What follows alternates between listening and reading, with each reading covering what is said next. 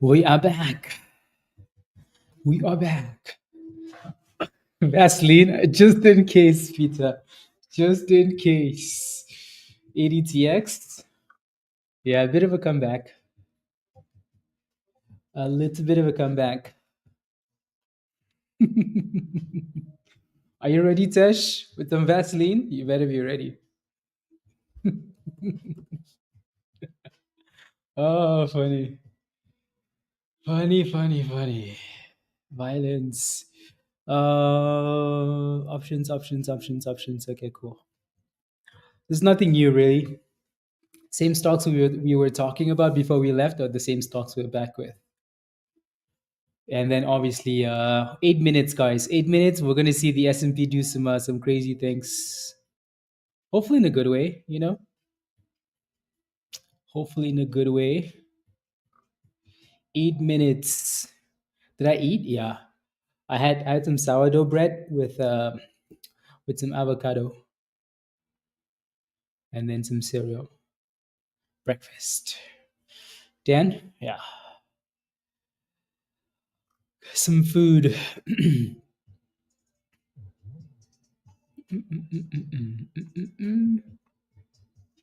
Hmm. Interesting. We want blood. No, we don't want blood. We want fat green candles virus. Come on. Okay, let me go back to SPY. What's crazy is, so the reason why this SPY chart is blank is because the last time we looked at SPY was at 566. Now all of a sudden it's back in the abyss. Garbage, isn't it? Absolute garbage. Absolute garbage. Unbelievable. Anyways.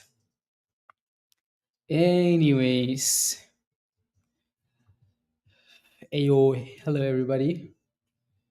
Hello. Dang it, I should have gone long on that drop. Dan, did you get some evals, some cheap evals? Oh no. Some YOLO evals? Chicken with unbelievable. Unbelievable, Dan. I really have nothing to say to you. Nothing. What the hell is that, Laura? What is that? Ah, it's this picture of Trump and Elon.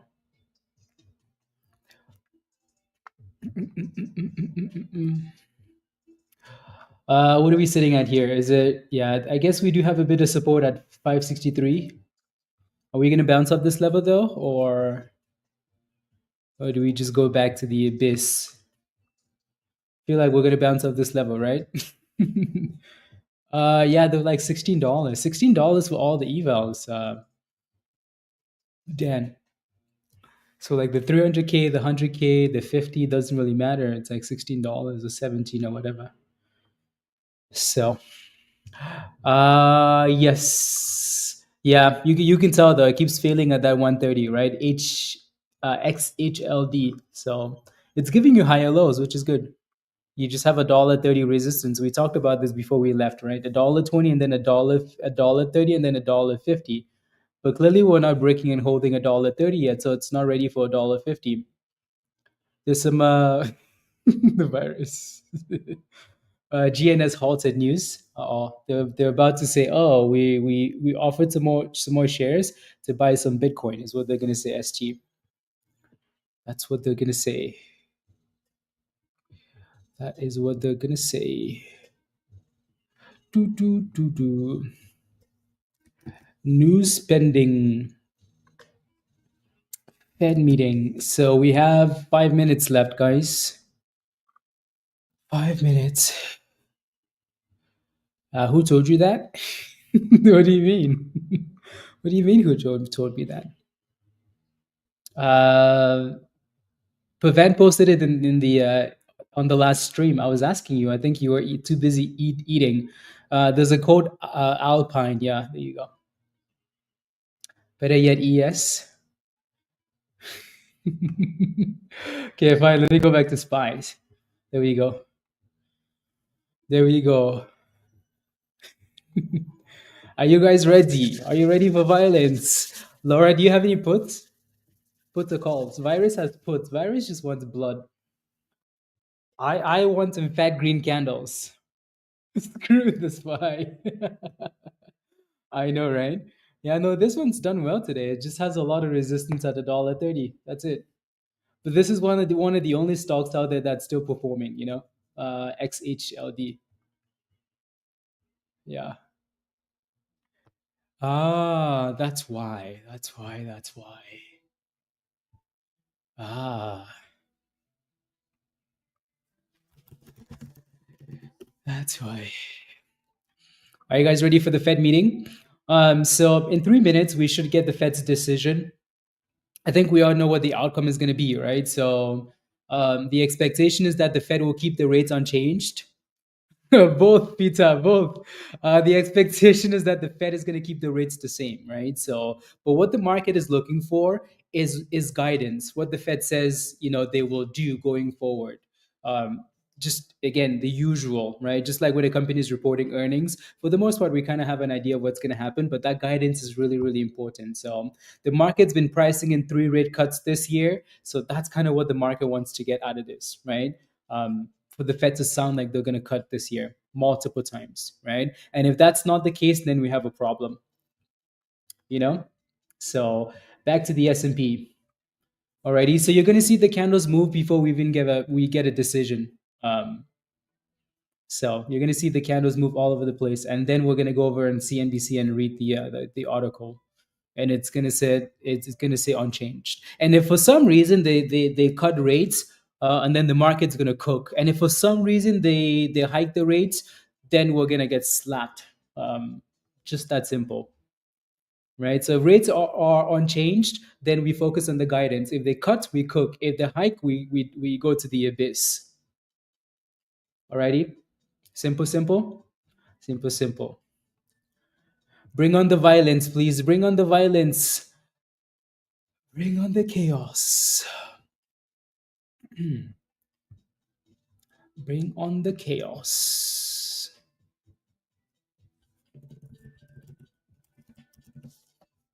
La la la la la. Hello, hello to everybody watching on Twitter. We have more people watching on Twitter than we have on YouTube's, which is interesting, isn't it? I think it might just be the Fed meeting. We have way more people watching on Twitter than we have on YouTube's, which is maybe it's a sign that Elon is anyway. So if you have any questions on Twitter, make sure you go ahead and ask. Alrighty, alrighty. So again, those minutes come out in 30 seconds. 30 seconds, and then Powell is going to speak at 30 minutes after that. Alrighty. So let's see.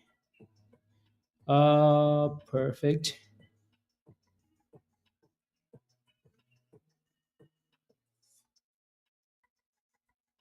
Let's see what happens here, guys. Let's see. 30 seconds. We have 2 seconds now. I have no idea what's going on. The candles are all over the place right now.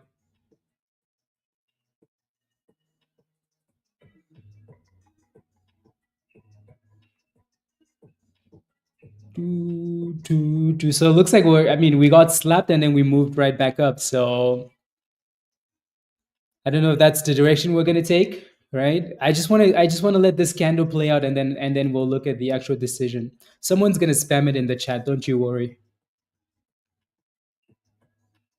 Don't you worry. So it looks like we're pushing up, which is kind of what we wanted to see, right? I want to see SPY break above 566. So the Fed leaves rates unchanged, right? Surprise, no. So rates are unchanged, to be expected, right? Perfect. Peter, no way, really? What the hell did you do? Peter Blue and eval. So we're pushing back for that 655. But that resistance is a little bit higher than 566. So Keep going, please. Peter blew the eval. Peter, please, can you not blow the evals, please? Don't play with NQ. Play with like ES or like MNQ or something. So FOMC median focus shows 50 basis points of rate cuts in 2025. Okay, I mean that's more than one cut if they're doing the 25 basis point cuts. Anyways, let me pull up CNBC here. They should have a better breakdown of this. CNBC. Additional cuts coming. So this is kind of what we wanted to see, right? So if you're wondering why the market's moving up, it's because of this second part, right? So again, the rates are the same. If they can stop advertising to me, but the additional cuts coming in 2025 is what the market wanted to see. That's it, right? Simple enough.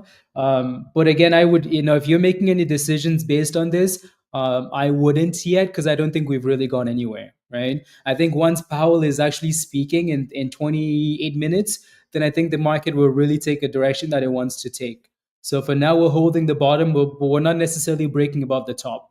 So I don't think we're really out of the woods yet. Like we've gone nowhere.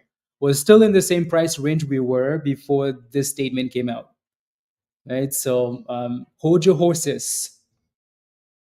Alrighty. So again, rates are unchanged with additional cuts coming this year. So let's see if there's anything in here that potentially could give us more information now.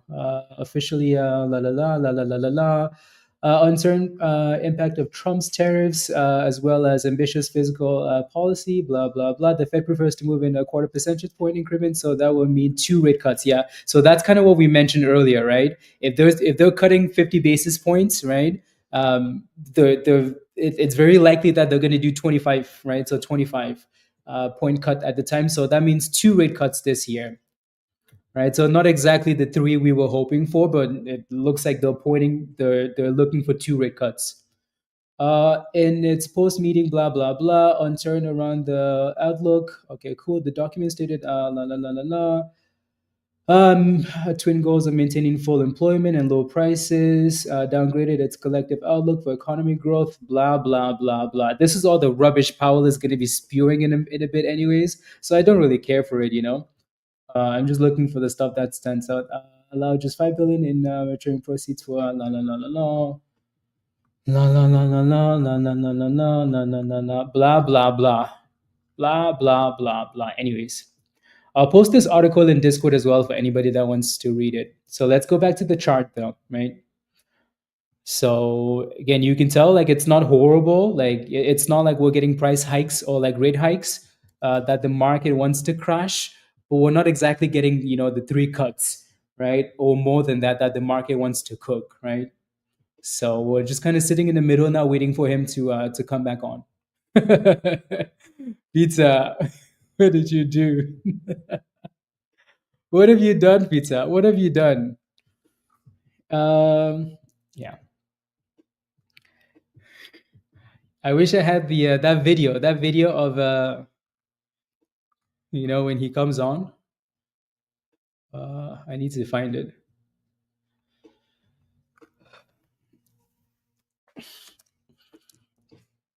Yeah, I'm staying away from that channel, Dan.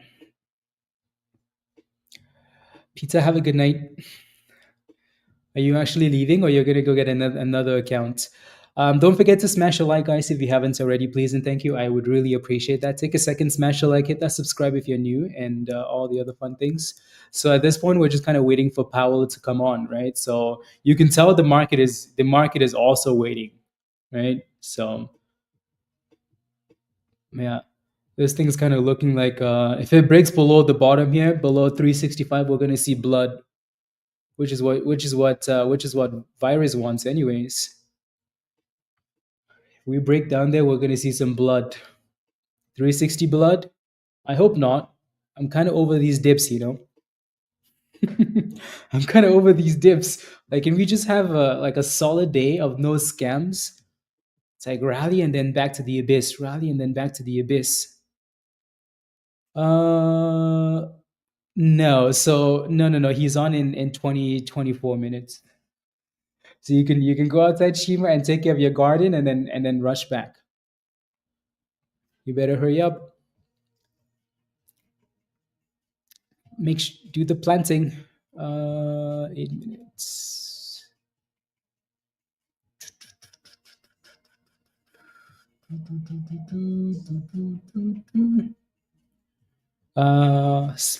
Spy. SPX.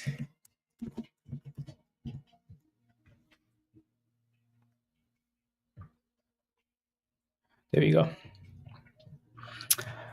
Sounds good, Shima. Yeah, I know all of you guys are looking for blood. Virus is looking for blood. Joe's looking for blood. Laura's looking for blood. Unbelievable. You guys don't like nice things, you know? You don't like nice things. La, la, la, la, la, la, la, la.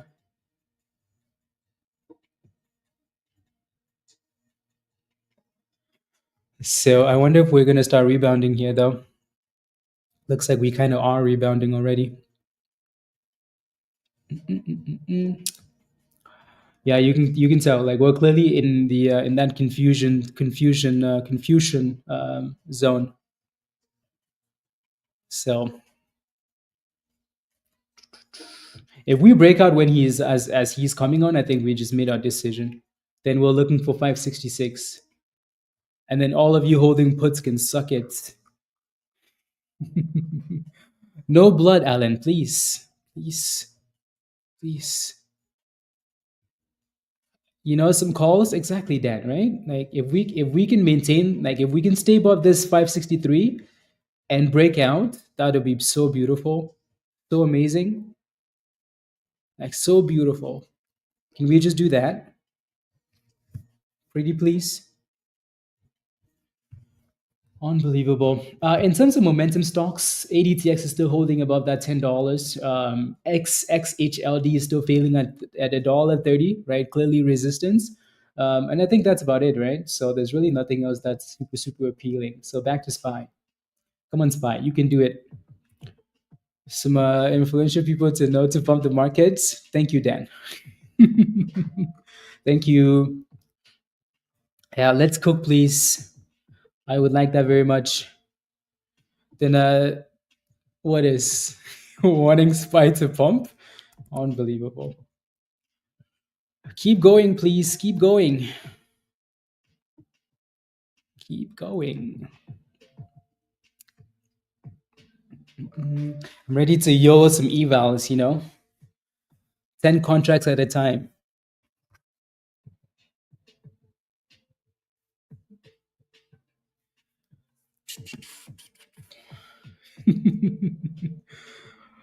uh,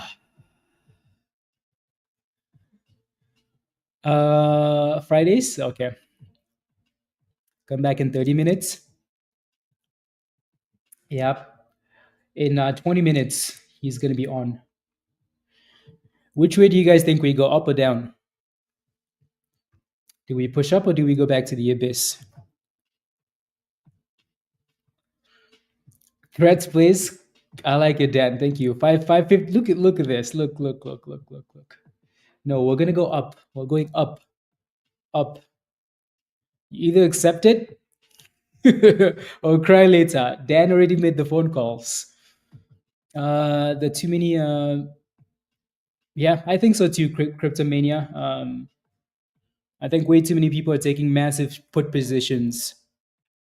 So it would be nice if he came on and he sounded dovish. Look at this. Look at these criminals. Virus is asking for 556. Joe's asking for 550. Tesh is asking for 575. I like it, Tesh. See, that's the only one I agree with. Yeah. Good. Here we go. 565. Keep going, please. There's obviously a little bit of resistance here, but again, none of it. 650. 620. There you go. I like these numbers. All-time highs, please. Right? We've the markets had the typical 10% correction, right? So can we move on now? Pretty please. I honestly, I think the Fed was the only thing holding the market back, in terms of like decisions, for like how many rate cuts we get for 2025. Because I really do think like by the time we get to April 3rd or 2nd for the tariffs, I think they're gonna find a way to make a deal. That's just my opinion, right? So, and also we've talked about this market psychology chart, right? And we were really hoping that the market would hit the bottom last week, right? So that 550 in the middle of March, I hope we hit the bottom already, right? Usually we hit the bottom of the market in the middle of March, usually. So famous last words, right? So again, really, really hoping that we can find a bottom for SPY, or just bottom for the markets last week. Bottoms last week, please, and let's move on. So, if we can start cooking before we get to April 3rd, I think we're going to be okay. Yeah, exactly, Dan, right? So, rate cuts, Ukraine war ends, tariffs fiasco resolved. Ooh, wee, right? Straight moon, boom skis back to all time highs. Especially since like we're looking at some of these names like the AMDs, and you can put Nvidia in there. There are quite a few names, the Teslas. Some of these names are down 30-40%, right? I think like some of these are down way below 50% as well. So I think that's a healthy correction. I think it's time that we uh we resumed the thrust party, and I headed back for all-time highs. So again, the high of the day for SPY today was 566.29. I want to see it go back up and break above that level. You know, I want to see us push and break above that. That would be nice. Please and thank you. Not too much to ask for, right? I don't think so. Okay, let's see. Is anybody holding? I think you're holding some calls. Yeah, holding some calls, and then some of you guys are holding puts as well. So yeah, let's see. Let's see.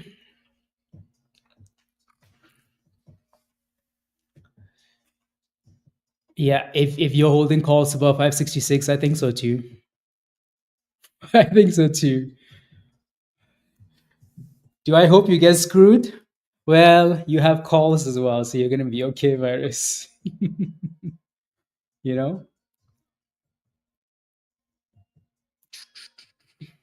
maybe a bit of a retest. I think all of this is just price discovery for now before he comes on. Yeah, just price discovery for now. I don't think we really made a decision yet and on which direction we're gonna go. So we're just waiting for Powell to come on. Bitcoin is popping as well, as it should. If the S&P is popping, it's interesting how Bitcoin is directly tied to the S&P these days.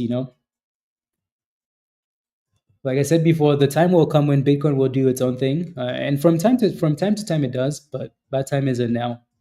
Not when there's a lot of uncertainty in the market, right? When it's like that, then Bitcoin is directly tied to the overall market. Which is crazy. Obviously, we've been going to yeah. I hope so. I hope so, Cryptomaniac. I hope so. Let's see. Are we about to break these wick highs here? Not yet. Not yet.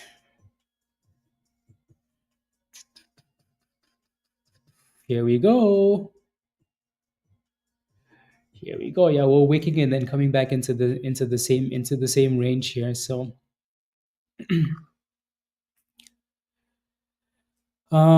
take a hit every time he says 2%. We the Fed understand that our decisions affect families and blah blah blah blah blah. Get that rubbish out of here, Powell. Do you know how much the price of, you do you know how much an avocado costs now? I'm kidding. I'm kidding. Hi, my name is Steve Leesman, or whatever his name is from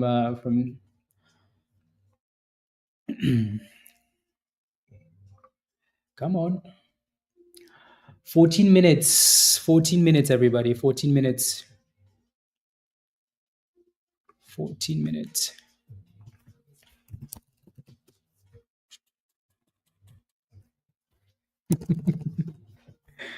Uh, Nightbot is so nice to Streamlabs is very nice to you guys today. There we go. Brand new highs on the on that candle, but not for the day yet though, right? So we're pushing towards that direction. 566.29 is the high of the day. So we're slowly getting there. Slowly getting there. We're getting a bit of a golden exhaustion candle there. I wouldn't trust that candle too much though, just because we're dealing with um, volatility.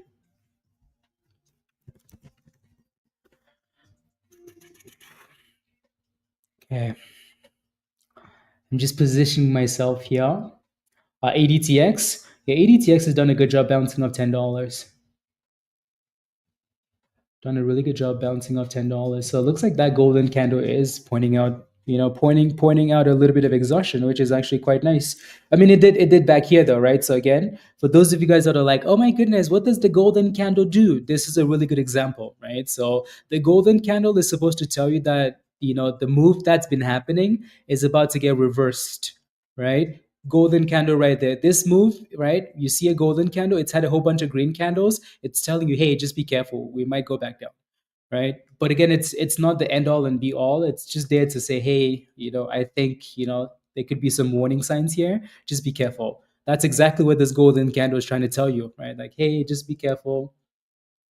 But again, the reason why I say maybe ignore for now is just because we're going into Powell speaking. So there might be some crazy things happening. And if you look to the left hand side, there was a bit of it tried right there, but then it didn't work. So it's one of those things where it's an amazing tool, right, to add to the toolbox. It's not one that you make all your decisions on, you know and then cry about it. Oh my goodness, what happened?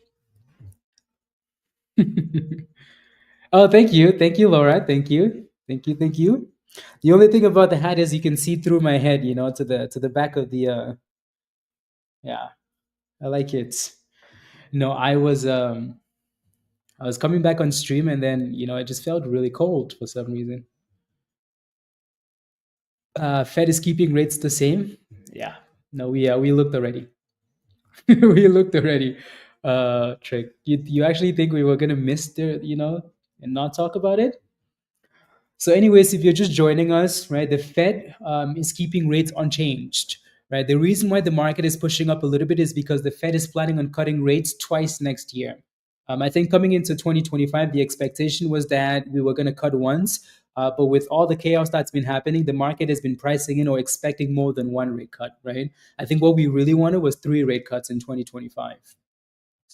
So again, if you're wondering why we're moving up, is because there's no hike and we're getting more than the one rate cut. Alrighty. So other than that, there's really nothing else. So we're just waiting for Powell to come on and speak in 11 minutes. Alrighty. So he's going to be on in 11 minutes. There are more headlines here from the Fed, right? So Fed won't cut until early. I mean, that seems a bit silly.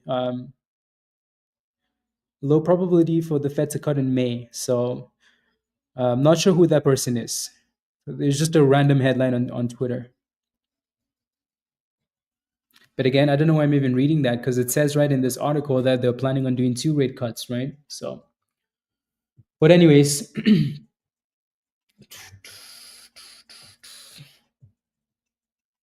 what am I watching? Yeah, it seems a bit silly, doesn't it, Virus? Unemployment projection to 4.4. The Federal Reserve cuts 2025 growth outlook, raises inflation forecast, raises unemployment projection to 4.4%.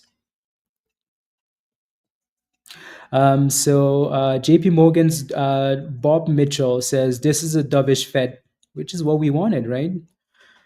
Which is what we wanted. So the unemployment forecast is 4.4% for 2025. La la la la la la la la la. Okay, cool.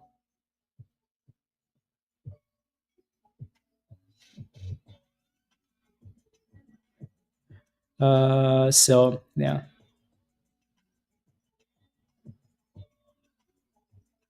Um, so four Fed officials expect no 2025 cuts versus one in December. Interesting. According to that article, though, it's pointing to two. So I don't know why the official report is pointing to two, but then the four Fed officials not expecting any rate cuts in 2025. That's interesting, isn't it? I bet you that's why the market's like, excuse me, what's happening here? How come you guys are not? Again, you can see the golden candle though, right, guys? Right, that golden candle is playing out perfectly, isn't it? So, golden candle saying, "Hey, just be careful." Oh my goodness, virus is getting excited. Rug pull the market. No, you kidding me? Uh, Fed futures imply traders see a 62.1% chance of the Fed resuming rate cuts in the June meeting. So 62% expecting a cut there. That's what I mean. Like the Fed is just such a mess. You know what I mean? Like the official document is saying two, right? This headline is saying, okay, 62% of them are expecting a cut in June. And then there's another one saying, oh, no rate cuts in 2025. Like it's all over the place. All over the place. Anyways, can we get another golden candle already, please? I want to see this thing cook. Good afternoon. You guys know what happens, right? Good afternoon. Yeah. You are Raven? Nice. No chance. Exactly, Gary. I don't understand why, there isn't an understanding between the White House and the Fed, like, hey, this is what we want to do, right? We want to refinance our debts, right? These rates are too high. What can we do, right? Like, why isn't there like an understanding and a bit of working together as, as a country? Like, that just seems a bit silly, doesn't it? Right? Rates are high. We want to refinance. We want to make business deals because your leader is a business leader, right? But then the Fed is like, maybe we're not even going to cut rates. Maybe we're not even like, what are you guys doing? Do you guys live in two different countries or something? I guess everybody is trying to save face. Everybody's there for themselves. It's a bit silly if you ask me, but bit silly, silly on the other side of the world virus. Yeah, I think as soon as you get a new leader in place, I think what should happen is you should call like the Fed and all the other idiots, come in the room, please. This is what I want. This is what I want. Make it happen. No, the president is trying to fire the Fed chairman, or can't even fire him. But then the Fed dude is like, oh no, we're not gonna do. Like it just yeah, just a silly mess if you ask me. But whatever. The markets will always find a way to do what they want and push higher, right? Push higher. So Powell is on in 6 minutes, guys.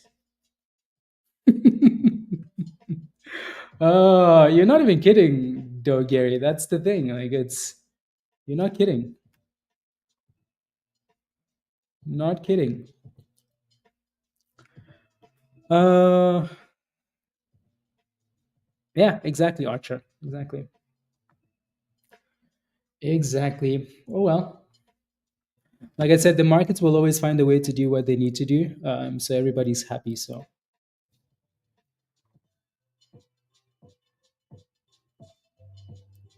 uh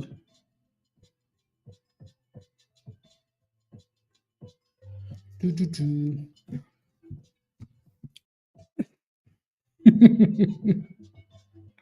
These small changes keep people quiet. La la la la la la la la la la. Yeah, yeah, yeah. What can you do? It's politics. There's politics in everything. It's politics everywhere. So I think again for now, guys, with Powell coming on in 5 minutes, I think what we want to see to clarify potentially that the market has picked a direction. Like in terms of like going higher, we would need to break about that 566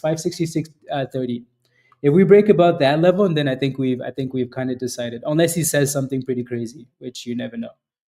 Alrighty, and then if we're breaking below 563, then okay, cool.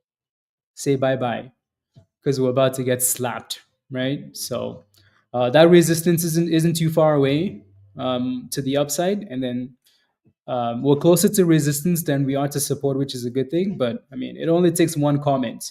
Good afternoon. Good afternoon. That's the most aggressive good afternoon, and then all of a sudden we're gone to the abyss. To the abyss. I saw your TA virus. I saw your technical analysis. All I saw was violence, blood. So 4 minutes. Did you see that, Laura? You saw the technical analysis? Ridiculous, isn't it? Yeah. Hello, Derek. How are you? You want the market to tank as well? Why does everybody want the market to tank? Like, am I the only one that's like, okay, we've had enough?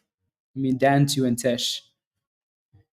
Again, don't forget to smash a like, guys. Powell is on in 3 minutes. So don't forget to smash a like and then forget about it. So smash a like, hit that subscribe if you're new.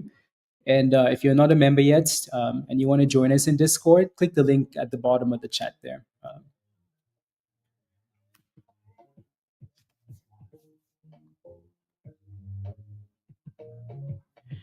Alrighty.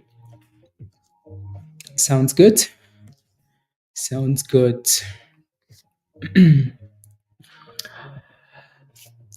2 minutes, 2 minutes and 10 seconds.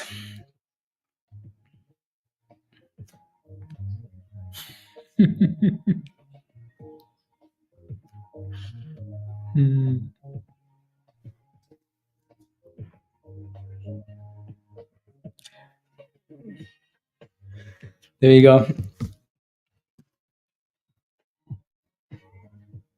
Twitch? No, Twitter. Twitter. You're anxious? Don't be anxious. It'll be okay. It'll be okay. Powell is going to say nice things. He sounds a bit dovish for now, so hopefully he maintains that maintains the tune, maintains the tune.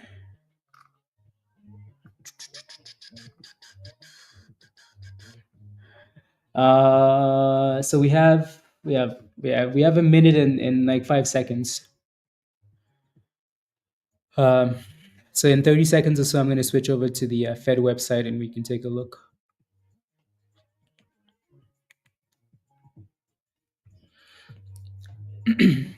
Here we go. I know, right? Again, look at that golden candle, though, right? That was pretty sweet, wasn't it? Right? That golden candle was perfect. The last 3 golden candles have been sweet. Look at that, right? Golden candle, predicting that SPY was going to reverse going down to going back up. And then you can see that golden candle right there, right? This one right here. Tiny golden candle right below the VWAP, right? And then slapped. For some reason, we never got a golden candle on the way at the bottom there, which we should have. And then we got another golden candle at the top, right? Which is like, hey, please be careful. We're about to reverse again, right? And then slap. So pretty nice, isn't it? Pretty nice. Oh yeah, he's coming on any minute now. So let's see.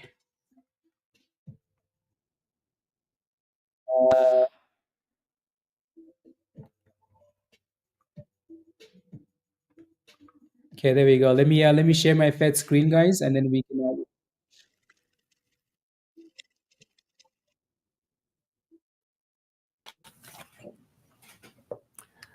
Good afternoon. My colleagues and I remain squarely focused on achieving our dual mandate goals of maximum employment and stable prices for the benefit of the American people. The economy is strong overall and has made significant progress toward our goals over the past 2 years. Labor market conditions are solid, and inflation has moved closer to our 2% longer run goal, though it remains somewhat elevated. In support of our goals, today the Federal Open Market Committee decided to leave our policy interest rate unchanged. We also made the technical decision to slow the pace of decline in the size of our balance sheet. I'll have more to say about these decisions after briefly reviewing economic developments. Economic activity continued to expand at a solid pace in the fourth quarter of last year, with GDP rising at 2.3%. Recent indications, however, point to a moderation in consumer spending following the rapid growth seen over the second half of 2024. Surveys of households and businesses point to heightened uncertainty about the economic outlook. It remains to be seen how these developments might affect future spending and investment. In our summary of economic projections, the median participant projects GDP to rise 1.7% this year, somewhat lower than projected in December, and to rise a bit below 2% over the next 2 years. In the labor market, conditions remain solid. Payroll job gains averaged 200,000 per month over the past 3 months. The unemployment rate at 4.1% remains low and is held in a narrow range for the past year. The jobs to workers gap has held steady for several months. Wages are growing faster than inflation and at a more sustainable pace than earlier in the pandemic recovery. Overall, a wide set of indicators suggests that conditions in the labor market are broadly in balance. The labor market is not a source of significant inflationary pressures. The median projection for the unemployment rate in the SEP is 4.4% at the end of this year and 4.3% over the next 2 years. Inflation has eased significantly over the past 2 years, but remains somewhat elevated relative to our 2% longer run goal. Estimates based on the Consumer Price Index and other data indicate that total PCE prices rose 2.5% over the 12 months ending in February, and that excluding the volatile food and energy categories, core PCE prices rose 2.8%. Some near-term measures of inflation expectations have recently moved up. We see this in both market and survey-based measures, and survey respondents, both consumers and businesses, are mentioning tariffs as a driving factor. Beyond the next year or so, however, most measures of longer-term expectations remain consistent with our 2% inflation goal. The median projection in the SEP for total PCE inflation is 2.7% this year and 2.2% next year, a little higher than projected in December. In 2027, the median projection is at our 2% objective. Our monetary policy actions are guided by our dual mandate to promote maximum employment and stable prices for the American people. At today's meeting, the committee decided to maintain the target range for the federal funds rate at 4.25% to 4.5%.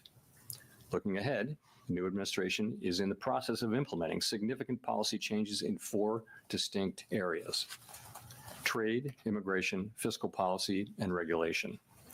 It is the net effect of these policy changes that will matter for the economy and for the path of monetary policy. While there have been recent developments in some of these areas, especially trade policy, uncertainty around the changes and their effects on the economic outlook is high. As we parse the incoming information, we're focused on separating the signal from the noise as the outlook evolves. As we say in our statement, in considering the extent and timing of additional adjustments to the target range for the federal funds rate, the committee will assess incoming data, the evolving outlook, and the balance of risks. We do not need to be in a hurry to adjust our policy stance, and we are well positioned to wait for greater clarity. In our SEP, FOMC participants wrote down their individual assessments of an appropriate path for the federal funds rate based on what each participant judges to be the most likely scenario going forward. An admittedly challenging exercise at this time in light of considerable uncertainty. The median participant projects that the appropriate level of the federal funds rate will be 3.9% at the end of this year and 3.4% at the end of next year, unchanged from December. While these individual forecasts are always subject to uncertainty, as I noted, uncertainty today is unusually elevated. And of course, these projections are not a committee plan or a decision. Policy is not on a preset course. As the economy evolves, we will adjust our policy stance in a manner that best promotes our maximum employment and price stability goals. If the economy remains strong and inflation does not continue to move sustainably toward 2%, we can maintain policy restraint for longer. If the labor market were to weaken unexpectedly or inflation were to fall more quickly than anticipated, we can ease policy accordingly. Our current policy stance is well positioned to deal with the risks and uncertainties that we face in pursuing both sides of our dual mandate. At today's meeting, we also decided to slow the pace of decline in our balance sheet. Since we began balance sheet runoff, our securities holdings have declined by more than $2 trillion. While market indicators continue to suggest that the quantity of reserves remains abundant, we have seen some signs of increased tightness in money markets. Beginning in April, the monthly cap on Treasury redemptions will be lowered from $25 billion to $5 billion. Consistent with the committee's intention to hold primarily Treasury securities in the longer run, we are leaving the cap on agency securities unchanged. This action has no implications for our intended stance of monetary policy and should not affect the size of our balance sheet over the medium term. The committee also continued its discussions as part of our 5-year review of our monetary policy framework. At this meeting, we focused on labor market dynamics and our maximum employment goal. As we have indicated, our review will include outreach and public events involving a wide range of parties, including Fed Listens events around the country and a research conference in May. Throughout this process, we will be open to new ideas and critical feedback, and we will take on board lessons of the last 5 years in determining our findings. We intend to wrap up the review by late summer. The Fed has been assigned 2 goals for monetary policy: maximum employment and stable prices. We remain committed to supporting maximum employment, bringing inflation sustainably to our 2% goal, and keeping longer-term inflation expectations well anchored. Our success in delivering on these goals matters to all Americans. We understand that our actions affect communities, families, and businesses across the country. Everything we do is in service to our public mission. We at the Fed will do everything we can to achieve our maximum employment and price stability goals. Thank you. I will look forward to your questions. Howard. Howard Schneider with Reuters. Thanks for your time. So 2 things on sort of the real side here, inflation and then GDP. How much of the higher inflation forecast for this year is due to tariffs? And since the policy path remains the same, are you effectively reading this as a one-time price level shock? Okay, so how much of it is tariff? So let me say that it is going to be very difficult to have a precise assessment of how much of inflation is coming from tariffs and from other, and that's already the case. You may have seen that goods inflation moved up pretty significantly in the first 2 months of the year.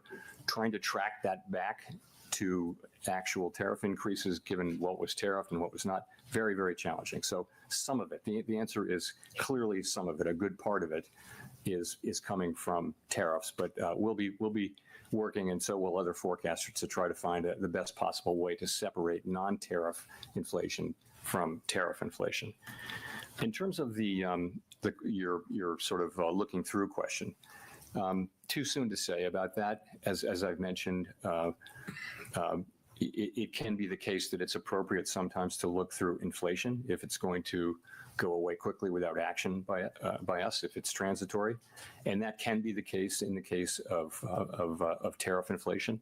I think that would depend on the tariff inflation moving through fairly quickly, and would depend critically as well on inflation expectations being well anchored, longer term inflation expectations being well anchored. Well, I guess I'm looking at the out years here, and the fact that the policy path doesn't change at all, and inflation is unchanged in the out years also. Doesn't that imply you all have basically decided that there is no signal here, and that it's just we're back to transitory again? And so I think that's kind of the base case, but as I said, we really can't know that. We're going to have to see how things actually work out. And the fact that there wasn't much change, I think that's partly because you see weaker growth but higher inflation. They kind of offset, and also frankly a little bit of inertia when it comes to changing something in this highly uncertain environment. I think there is a level of inertia where you just say, maybe I'll stay where I am. Colby. Thank you. Colby Smith with the New York Times. You just described inflation expectations as well anchored, but has your confidence in that assessment changed at all, given the increase in certain measures and the high degree of uncertainty expressed by businesses, households, and forecasters? So on inflation expectations, of course, we do monitor inflation expectations very, very carefully.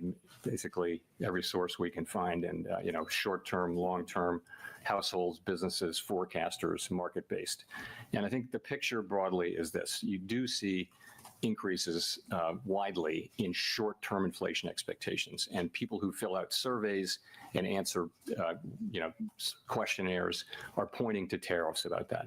If you look in the survey world, if you look a little further out, you really don't see much in the way of an increase. Longer-term inflation expectations are mostly well anchored. If you look at the New York, for example, then you have market-based, and it's the same pattern. People in markets are pricing in break-evens. Some higher inflation over the next year must be related to tariffs.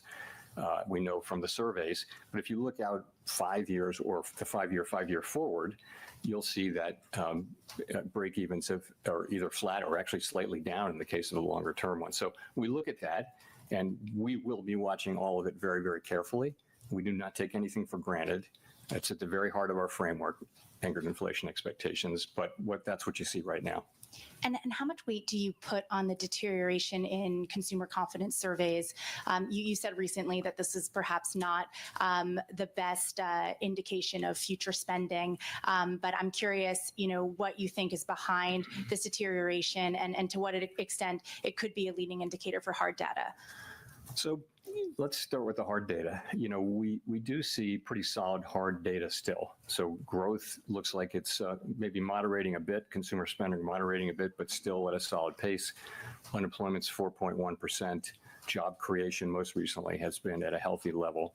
Inflation has started to move up now, we think partly in response to tariffs, and there may be a delay in further progress over the course of this year. So that's the hard data. Overall, it's a solid picture. The survey data, both household and businesses, show significant rise in uncertainty and significant concerns about downside risks. So how do we think about that? And that is the question.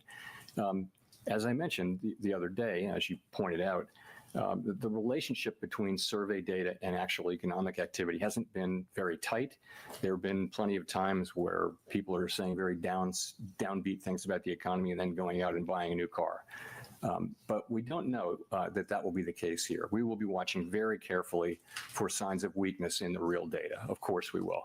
But given where we are, we think our policy's in a good place to react to what comes, and we think that the right thing to do is to wait here for greater clarity about what the economy is doing.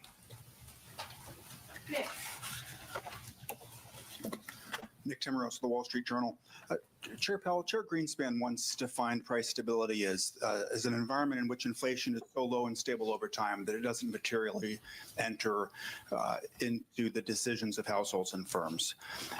Can you say that today, that we have that price stability, that households and businesses are ignoring price growth? When you see buy in advance psychology, big changes in inventories, and surveys that show consumers, at least in the short run, expect higher inflation. So I do like that definition a lot. In fact, I used it at the recent conference where I spoke. So I think a world where people can make their daily economic decisions in businesses and they're not having to think about the possibility of significantly high inflation. We know inflation will bounce around. That is price stability. I think we were getting closer and closer to that. I wouldn't say we were at that. Inflation was running around 2.5% for some time. I do think with the arrival of the tariff inflation, further progress may be delayed. The SEP doesn't really show further downward progress on inflation this year, and that's really due to the tariffs coming in. So delayed, but if you look at our forecasts, we do see ourselves getting back into the low twos in 26 and then down to 2 by 27, of course, highly uncertain. So I see progress having been made toward that, and then progress in the future. I think that progress is probably delayed for the time being. If that's the case, why are there cuts in the SEP for 2025? So again, people wrote down 2 cuts the last time, and they look at they wrote down meaningful decline in growth from 2.1 to 1.7 in 2025, a tick up in the unemployment rate, so not much there, but core inflation up by 0.3. And so those kind of balance each other out. So people, not everybody, but on balance, people wrote down similar numbers. The changes aren't that big. The other factor, though, as I mentioned, is just really high uncertainty. What would you write down? I mean, it's really hard to know how this is going to work out. And again, we think our policy is in a good place. We think it's a good place where we can move in the direction where we need to. But in the meantime, it's really appropriate to wait for further clarity. And of course, the costs of doing that, given that the economy is still solid, are very low. Edward. Thank you, Mr. Chairman. Edward Lawrence with Fox Business. So with near 4% unemployment rate, that should be low enough to bring people in from the sidelines in terms of hiring. But we're seeing the hiring rates have been stuck at 2023, 2024 levels. So what's going on there? Yeah, so that's a feature that has been for some time a feature of this labor market. You have pretty high participation accounting for aging.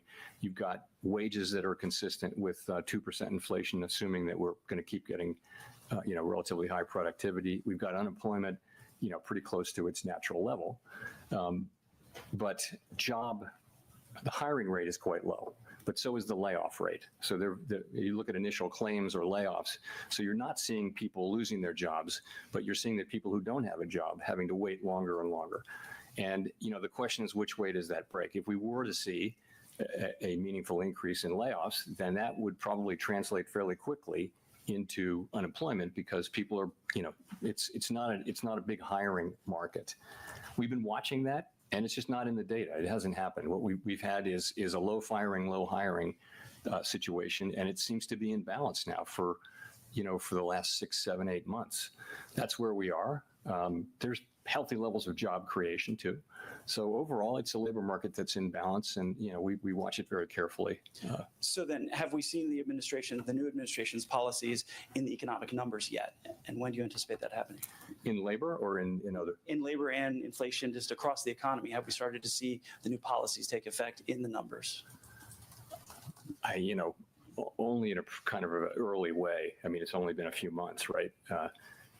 For example, the layoffs that are happening here are, they're certainly meaningful to the people involved, and they may be meaningful to a particular neighborhood or region or area, but at the national level, they're not significant yet. But we don't know. We don't know how far that will go. We'll find out much more.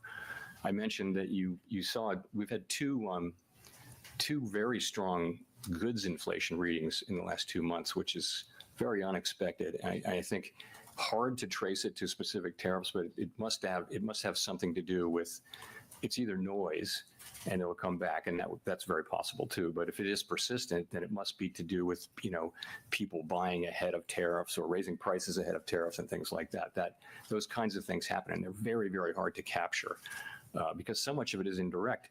A great example is their washing machines were tariffed in the last round of tariffs, and prices went up. But prices also went up on dryers, which were not tariffed. So the manufacturers they just kind of followed the crowd and raised it. So things happen very indirectly. And so there'll be a lot of work done in coming months to try to trace all that through. But ultimately, though, it's too soon to be seeing significant effects in economic data. Craig. Craig Torres from Bloomberg News. Thanks, Chair Powell. You said transitory price increases from tariffs are the base case. Transitory is the base case. Wasn't it the base case last time?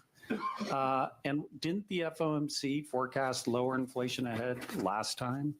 And wasn't the lesson that it quickly got into services, haircuts, daycare, everything else? And so I'm just wondering why the 9 aren't taking that on board and are cutting twice this year. When you say last time, are you talking about the last pandemic? Yes, during the because pandemic. you could have been talking about the last time there were tariffs, in which case the inflation was transitory. Yeah, no, of course we're well aware of that, and it's still the truth. If there's an inflationary impulse that's going to go away on its own, it's not the right policy to tighten policy, because by the time you have your effect, you're in effect by design, you are lowering economic activity and employment. And if that's not necessary, you don't want to do it. In real time, as we know, it's hard to make that judgment. And we're well aware, of what happened, obviously, with the pandemic inflation. But I mean, we have to look at this as a different situation. There are differences and similarities. I mean, it's a different time. We haven't had real price stability fully reestablished yet, and we have to keep that in mind. And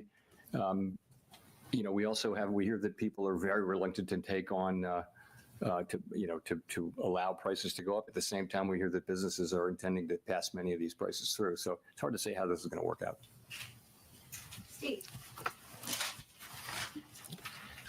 Steve Leisman, CNBC. Thanks for taking my question, Mr. Chairman.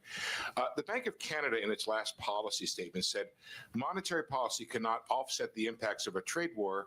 What it can and must do is ensure that higher prices do not lead to ongoing inflation. I wonder if that kind of reflects your own sense of prioritization faced with higher prices and weaker growth, that the idea is you have to take care of inflation. So we have two goals, right? We have maximum employment and price stability, and we have to balance those. And, there can be situations in which they're in tension, right? And we actually have a provision in our consensus statement that says what we should do in that case. That's a very challenging, situation for any central bank, and certainly for us. And so what we say that we'll do is we'll look how far each of those two goals is, each of those two measures is from its goal. And then we'll ask how long we think it might take to get back to the goal for each of them, and we'll make a judgment because our tools work in one direction. We're either tightening or loosening. So it's a very challenging situation. Let me say, we don't have that situation right now. That's not where the economy is at all. It's also not where the forecast is. I don't know any mainstream forecast that really shows significant problems like that. Well, just to follow up, yesterday, the UCLA Anderson forecast said there's high probability of a recession. Where do you stand on whether or not the slowdown you're seeing creates a higher probability or concern that you may have on recession? Thank you. There's always an unconditional possibility of a recession. It might be broadly in the range of 1 in 4 at any time. If you look back through the years, it could be within 12 months, a 1 in 4 chance of a recession. So the question is whether this current situation, those possibilities are elevated. I will say this: we don't make such a forecast. If you look at outside forecasts, forecasters have generally raised, a number of them have raised their possibility of a recession somewhat, but still at relatively moderate levels, still in the region of the traditional, because they were extremely low. If you go back 2 months, people were saying that the likelihood of a recession was extremely low. So has moved up, but it's not high. Chris. Hi, thank you. Chris Rugaber at Associated Press. As you know, I guess last night, President Trump fired 2 members of the Federal Trade Commission, an independent agency, and this could cause the kind of legal fight about the administration's power to fire independent people. If those firings stand, is that a threat to the Fed's independence? Could he do the same thing to the Fed board? So I think I did answer that question in this very room some time ago, and I have no desire to change that answer, and I have nothing new for you on that today. Well, maybe I'll have another mulligan. As you know, I wanted to go back to the consumer sentiment, particularly the inflation expectations in the University of Michigan survey. In the summer of 2022, you cited the rise in the long-term inflation expectations in that index as the reason that you went big with a 3/4 point hike. So I know you've talked about all the different measures now, but you seem to not be placing the same weight on that. And so I'm just wondering, are you dismissing that, what we saw last week from the University of Michigan, or does that carry the same weight as it did in the past? So I mentioned it back then, but in no way did I place a huge weight on it. I think that was a ex post story, but it wasn't the case. That was a preliminary reading, and so is this. And it's also, this is that Michigan, the one you're referring to, the longer term thing.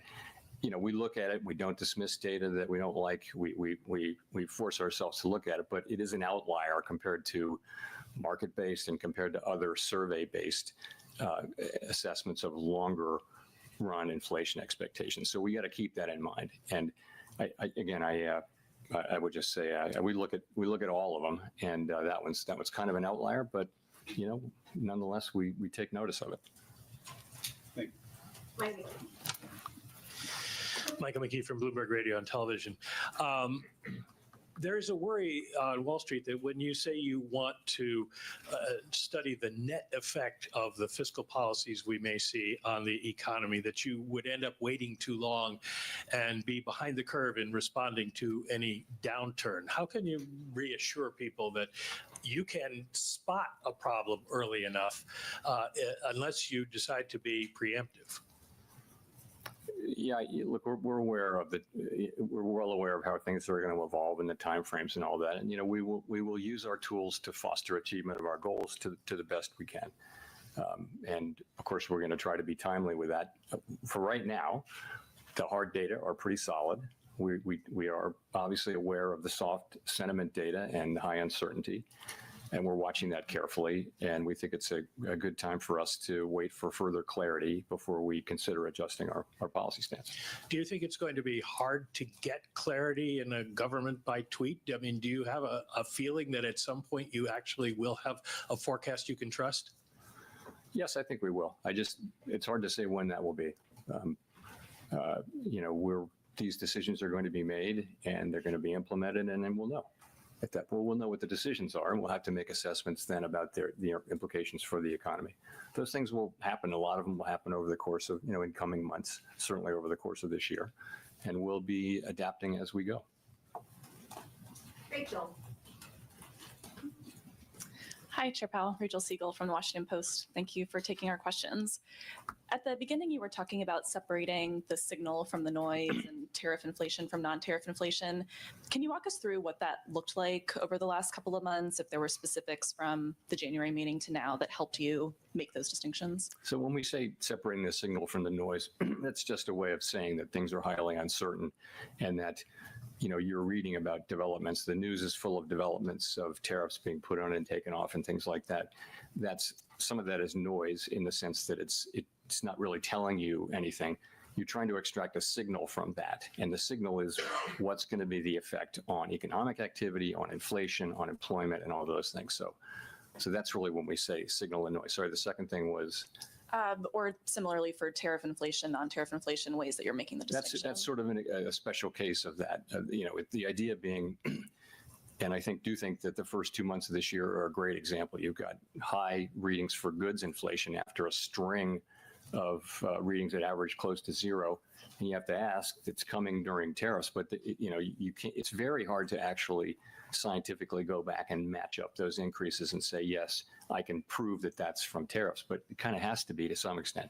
Plus noise, there can be idiosyncratic readings in various categories, which will shortly reverse, and that happens too, and that could be a big piece of it. I think we'll know in a couple of months. We'll know whether those were, where that really was from. But that's another case where I think it's going to be very, very challenging to unpack the inflation that we see over the course of this year and be able to say with confidence how much of that came from inflation and how much of it, from tariffs and how much of it didn't. But that's what we'll be doing. We'll be doing that, and so will everybody else, and we'll all be trying very hard to make that assessment. And I'm sure we will make a lot of progress on that, and we already have. But it's going to be a challenge. Do you have a sense yet as to what, in your mind, would make something cross from noise to a signal? What that threshold would look like? It would depend on what we're talking about. I mean, obviously, you're looking for direct evidence that particular pieces of inflation are or clearly not caused by tariffs. For example, it's something that was, in the service sector that was far away from anything that's tariffed. You might think, okay, well, that is, like, frankly, housing services inflation, which by the way has been behaving well. Which for some time was kind of our problem. Now it's slow, but it's definitely, moving down in a very good way. It's more now with goods and to some extent with non-housing services inflation. Kelly. Thanks for taking our questions, Chair Powell. Kelly O'Grady, CBS News. So consumer sentiment has dipped dramatically, but you say the economy and the hard data is still solid. What is your message to consumers that clearly disagree and don't feel that strength? Because the hard data they're looking at is their grocery bill. Okay, so a couple things. The grocery bill is about past inflation, really. There was inflation in 21, 2, and 3, and prices went up. The current level, it's not the change in prices. It's they're unhappy, and they're not wrong to be unhappy that prices went up quite a bit, and they're paying a lot for those things. So I think that is the fundamental fact, and has been for a long time, a couple of years, why people are unhappy with the economy. It's not that the economy is not growing. It's not that inflation is really high. It's not that unemployment is high. It's none of those things. We have, 4.1% unemployment. We've got 2% growth, and it's a pretty good economy. But people are unhappy because of the price level, and we completely understand and accept that. And just to follow up, why are you still projecting 2 rate cuts this year if your own projections show inflation higher for longer? Does that mean you see a slowdown in economic growth as a real threat? So I think remember we came into this with, at the December meeting, the median was 2 cuts, the median was. And so you come in and you see, broadly speaking, weaker growth, but higher inflation. And they kind of balance each other out. So you think, and unemployment is there's really only a 1/10 change. So there's just not a big change in the forecast. There really isn't. Modest, meaningfully higher growth and meaningfully higher inflation, which call for different responses, right? So they cancel each other out, and people just said, okay, I'm going to stay here. But the second factor is it's so highly uncertain. Is just, we're sitting here thinking, and we obviously are in touch with businesses and households all over the country. We have an extraordinary network of contacts that come in through the reserve banks and put in the beige book, and also through contacts at the board. And we get all that, and we do understand that sentiment has fallen off pretty sharply, but economic activity has not yet. And so we're watching carefully. So I would tell people that the economy seems to be healthy. We understand that sentiment is quite negative at this time, and that probably has to do with turmoil at the beginning of an administration that's making big changes in areas of policy, and that's probably part of it. I do think the underlying unhappiness people have about the economy, though, is more about the price level. Victoria. Hi, Victoria Guido with Politico. I wanted to ask, first of all, if you could clarify, you were talking about how tariffs were a good part of the uptick in the inflation forecast. And I was just wondering what that specifically refers to. Is that the tariffs that have already been put in place? Is that anticipating some of the tariffs that might be coming on April 2nd? And then also, if you wouldn't mind, talking a little more about the balance sheet decision and what drove that. Did that have anything to do with expectations of how the debt ceiling, raising the debt ceiling, might affect the reserve supply? Yeah. So in the SEP, you'll see that there's not further progress on core inflation this year. We're kind of flatlining, going sideways. We don't ask people to write down how much of this is from tariffs and how much of it is not, but some of it is from tariffs. We know that tariffs are coming in. We know that they're probably already, all forecasters have tariff inflation affecting core PCE inflation, core CPI inflation this year, without exception. I'm not aware of an exception. So it's in there. I can't tell you how much of that it is. In terms of the balance sheet, so yeah, I think, I guess the way I'd say it is, it was the flows in and out of the TGA that got us thinking about it. But as we thought about it, we really came to the view that this was a good time to make the move that we made. And broadly, committee came around to the view that we would do the same thing we'd already done, which is I guess in June, was it June, whatever it was, we lowered the pace of QT, and we're just going to do that again. We're going to cut it roughly in half. And the sense of that is, if you're cutting the pace of QT roughly in half, then the runway is probably doubled. Okay, so it's going to be slower for longer. And people really like that. People thought that's a good idea. It's like a plane. You can think of it like a plane coming in for a landing. As we get closer, and we by the way, we still think that reserves are abundant, although you begin to see some of the things we look at begin to react a little bit, but we still think that they're abundant. Now, of course, now the TGA is emptying out, so reserves are higher now, so you can't really see the underlying signal. So we came around to the view, and it had a lot of appeal, and so we did it. It has no implications at all for monetary policy. It has no implications at all for the ultimate size of the balance sheet. It isn't sending a signal in any hidden way that you can try to tease out. It's just not there. We're basically, it's very consistent with our plans and our practices that we've published and that we've followed since we began this, what is a very successful rundown of the balance sheet. Again, the second time that we've slowed the pace, and we've said that we would stop when we were somewhat above the level we judge as ample. And clearly we're not at that level yet, but we're going to be approaching it more slowly. It's a common sense kind of a thing, and it had pretty broad appeal, I will say. Claire. Claire Jones, Financial Times. You said in January, Chair Powell, that inflation expectations remained well anchored.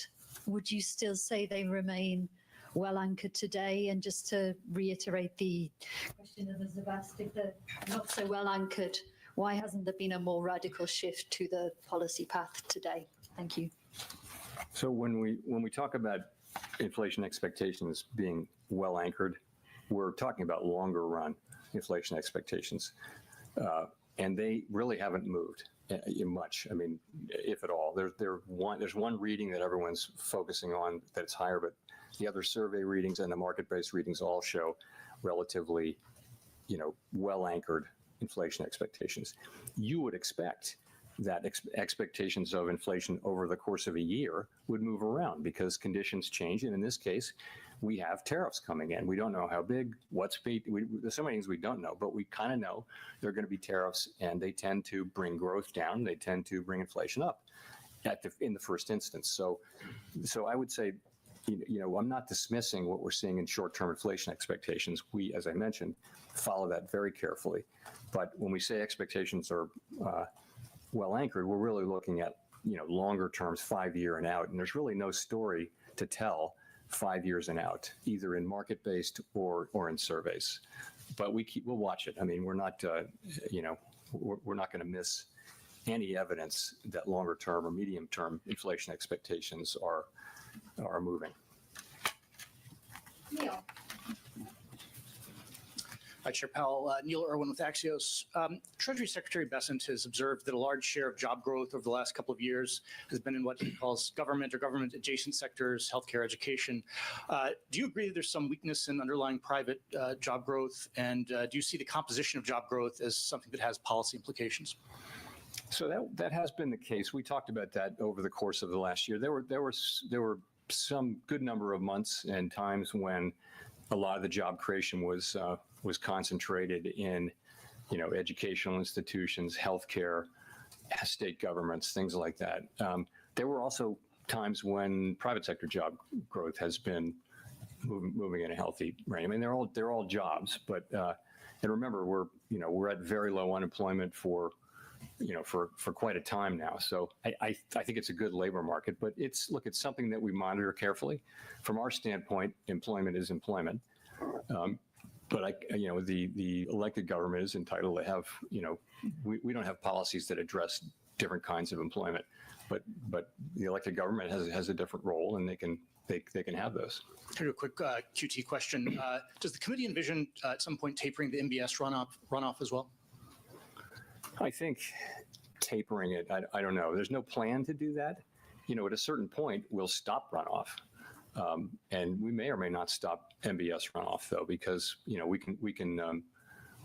want to stop runoff in net at some point. We haven't made any decisions about that. We want the MBS to roll off our balance sheet. We really strongly desire that. So, but we haven't made any decisions about that. I think we'd look carefully at letting that keep going, but hold the overall size of the balance sheet in, constant at some point, a point that we're not out yet. Simon.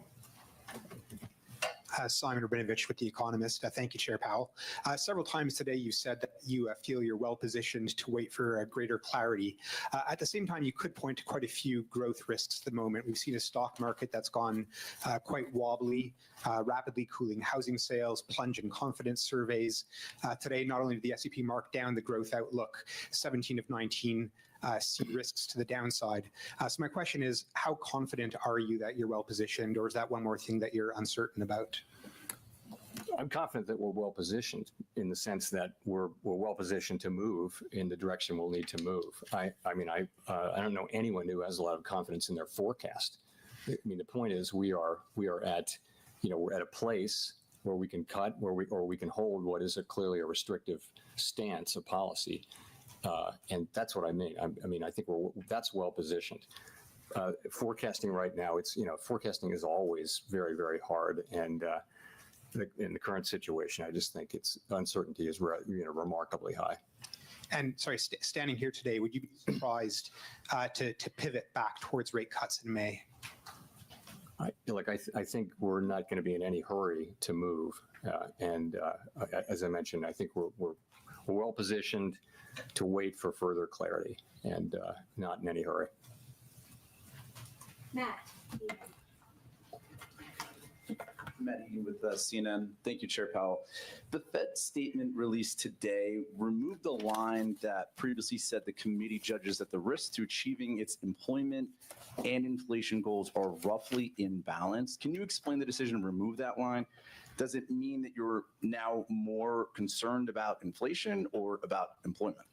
Actually, it does not mean either of those things. Sometimes with language, it lives its useful life, and then we take it off, and that was the case here. There's really not meant to be any signal here. Over the past year, conveying the sense of the balance of risks was important, that they be in balance or close to being in balance. That was useful as we approached liftoff, if you remember. But we're past that. Beginning to cut. So we just took it out. I actually would say that the more important thing now about risks, and this is in the pages like 10, 11, 12 of the SEP, if you look, participants widely raised their estimate of the risks to of uncertainty, but also of the risks to growth and our employment and inflation mandates. That's a more salient point now than whether they're in balance. Just on the stock market has obviously declined significantly since the Fed last met. Are you concerned at all about some of the market volatility having a real economic impact in terms of hurting business spending or consumer spending, especially among higher income households? So financial conditions matter to us because, financial conditions are the main channel to the real economy through which our policy has its effects. So they're important. But what matters from a Fed standpoint for the macro economy is material changes to overall financial conditions that are persistent, that last for a while, long enough to actually affect economic activity. So that's what we're looking for. I'm not going to opine on the appropriate level of any market, equity, debt, commodities, or anything like that. And I would just point you to the bigger picture again. The real economy, the hard data are still in reasonably good shape. It's the soft data, it's the surveys that are showing, significant concerns, downside risks, and those kind of things. We don't dismiss that. We're watching it carefully, but we don't want to get ahead of that. We want to focus on the hard data. If that's going to affect the hard data, we should know it very quickly, and of course we'll understand that. But you don't see that yet. Jennifer. Thank you, Chair Powell. Jennifer Schonberger with Yahoo Finance. As you look to navigate higher inflation and lower growth, the Fed has talked about heeding the lessons from the 1970s. Is the Fed willing to have a recession if it means breaking the back of inflation? Well, fortunately, we're in a situation where we have seen inflation move down from higher levels to pretty close to 2%. While the unemployment rate has remained very consistent with full employment, 4.1%. So We now have inflation coming in from an exogenous source, but the underlying inflationary picture before that was, basically 2.5% inflation, I would say, and 2% growth and 4% unemployment. So that's what we did. That's what together the economy accomplished. So I don't see any reason to think that we're looking at a replay of the 70s or anything like that. Inflation, underlying inflation is still running in the twos, with probably a little bit of a pickup associated with tariffs. So I don't think we're facing, I wouldn't say we're in a situation that's remotely comparable to that. And last month, the idea of a Doge dividend was proposed, which would send $5,000 checks to every taxpayer from Doge savings. President Trump and Elon Musk have supported this. There's reports there could be a bill introduced on Capitol Hill. What impact might that have on household savings and spending in terms of your growth and outlook for inflation? It's not appropriate for me to speculate on political ideas or fiscal policy for that matter. So I'm gonna pass on that one. Thank you. Daniel. Hi, Chair Powell. Daniel Avis from Agence France Presse. You mentioned that tariffs are already having at least some impact on inflation. I'm just wondering how you and your colleagues from the FOMC have been thinking about the possibility of retaliatory tariffs from other countries, especially with April the 2nd coming up. Was it something you considered during this meeting? Thanks. So since the very beginning, we've had kind of a placeholder. The staff has a placeholder of a range of possible outcomes from tariffs and from trade policy generally, and they generally assume full retaliation in those, and so that's kind of baked into the numbers. What happens? It will be complicated, and there will be some retaliation and some not, and all that. But ultimately, they're trying to, with the placeholder, give us a broad sense of what this might look like. When we actually know the specifics, we'll be able to have still uncertain, but better informed forecasts. So yes, that's in there. Last question goes to Jean. Hi, Chair Powell. Jean Young with MNI Market News. Had a couple questions on the balance sheet change that you made. So the minutes had initially described your discussion on slowing QT as temporary until the debt ceiling is resolved. But from what you said earlier, it doesn't sound like there's a desire to kind of regain the pace of QT that we have at the moment after the debt ceiling is resolved. Is that the case? Yeah, so we looked at pausing and we looked at slowing, and really people came together very strongly behind slowing, not pausing, for a variety of reasons. And so people really came to be, pretty strongly in favor of this move. Slows down the path and probably lengthens it, doubles it effectively by slowing by half. That people thought that's a good place to be. It'll help us assure that this path is a smooth one as we get closer and closer to that. So that's how that came about. Well, I guess my question is more, was that meant to be a temporary measure during the debt ceiling episode, or? It was the TGA flows, Treasury General Account flows, that got us thinking about this. But the more we thought about it, we came around to this.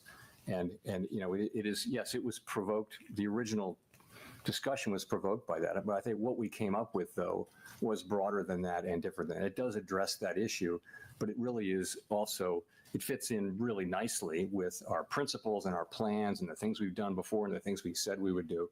So that's why, pretty strong support. I just say it's nothing to do with monetary policy, nothing to do with the size of the balance sheet. It's just kind of a common sense adjustment as you get closer and closer. Let's slow down a little bit again. And that way we'll be more and more confident that we're getting where we need to get.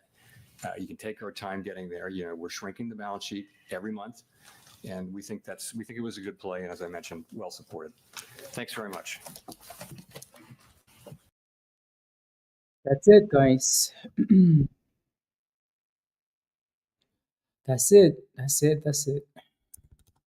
Did you guys learn anything? Other than counting people's grips? Unbelievable. Did you guys learn anything that wasn't already in the statement? Yeah, no, the S&P had a really good run, right? Nothing at all. Again, I think when we read that statement, right? When we read the statement initially, I think we already had an idea of what we wanted the market to do, right? So again, there wasn't a a rate hike, which is good, right? And then also giving the 2 rate cuts. And I think he sounds pretty dovish in a sense, like not negative at least, right? So the market just needs, something that isn't like horrible to at least move up. So yeah, we pushed all the way to 271 almost, which is pretty good. Now that he's done speaking, though, I wonder if we give away some of the gains, right? Because it usually happens. Like, he's done speaking and then to the abyss. I hope not. 270 would be a pretty good level for some puts, though, like some solid resistance. It kind of looks like that's what's happening now, right? Like he's done and then we're dipping. Let me get some music going again. So I think we have about 40 minutes left before the market closes. This would be the first dip we're getting since he came on, anyways. So let's see if we get a higher low or just a low at some point and then push back up. But we'll see. Yeah, good run. I think again, at the very least, we were hoping for this. Like it's been a damn long time. Like, come on, can we like start going up or something? Enough with the dipskis. Enough with the puts. Enough with the violence, let's make some monies. So this was good. If we can close at a reasonable spot. This wouldn't be the first time where he's been on and we've had a good rally and then to the abyss. This was a good run, Virus. It was, right? It was a good run. We needed it, and all praise to the Most High. Is that how they sound? Yeah, let's see if we bounce up the 50. We're kind of sitting at the 50 on NQ, I think, unless my chart is a bit messed up, which it probably is on NQ. But yeah, let's see. Did anybody take any gambles? Anybody make money during that press conference? Anything happen? Other than the S&P, I think the momentum stocks are not really doing much, right? Maybe XHLD. But other than that, I don't really see anything else that I like. APDN, actually. APDN, we talked about this one a few days ago, and then this morning, Zach Morris seems to be pumping this one. There's a Zach Morris tweet on this one. Recent split, right? Momentum. So he said he's in it, I think. So due with that information, So APDN is cooking there. I mean, it's up 18%, so I don't know if we can really call that cooking, but yeah. Let's see. What do you guys think? We rally into the close, guys, or we go to the abyss?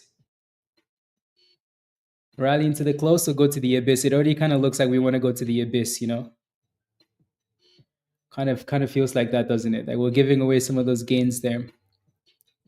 A lot of those gains.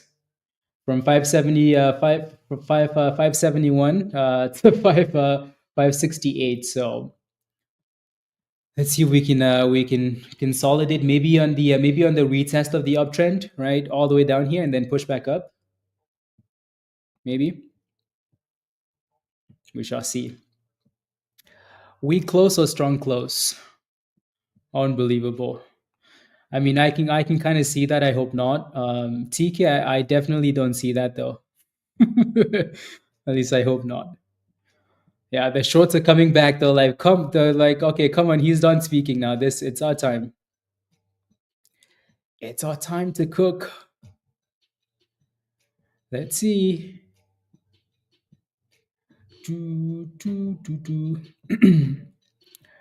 Let's see.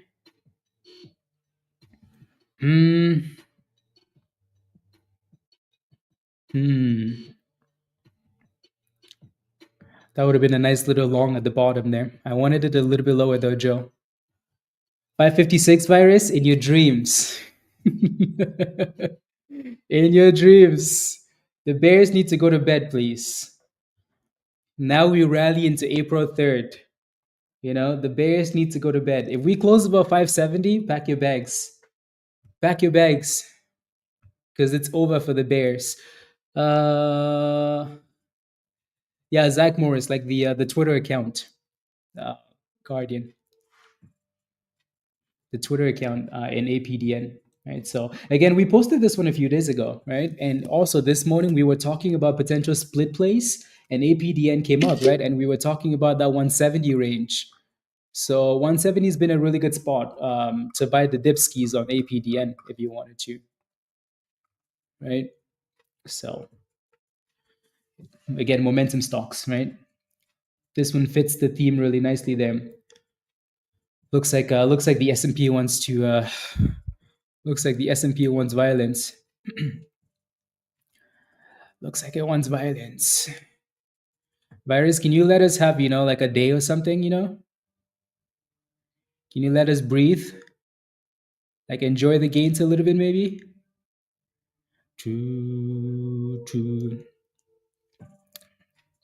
Come on, give us a pop. Give us a pop, SPY. Give us a pop.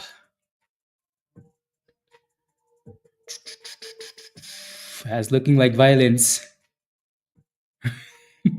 That thing's sitting at the. We are getting that golden candle, so maybe we see something here. Nope.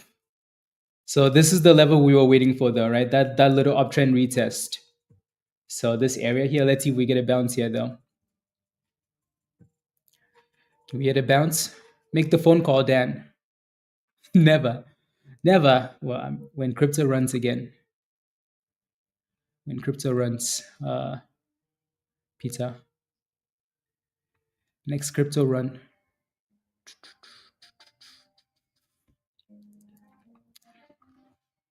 We need to. Yeah, if Virus promises to push SPY to 570, then we can talk about it. But no, just violence. SPY is looking for violence. Damn, that was a nasty candle. Oh my goodness, that was a nasty candle. Yep, he's gone, and now we're giving away all the gains. Oh my goodness. Oh my goodness. Come on, SPY. Don't do us like this. Don't do us like this. I know it failed at the 50. Don't do us like this, SPY. Come on now. UVXY? Yeah. Yeah, that's a good play for you. Yeah, SPY might push all the way to the 200 now, maybe.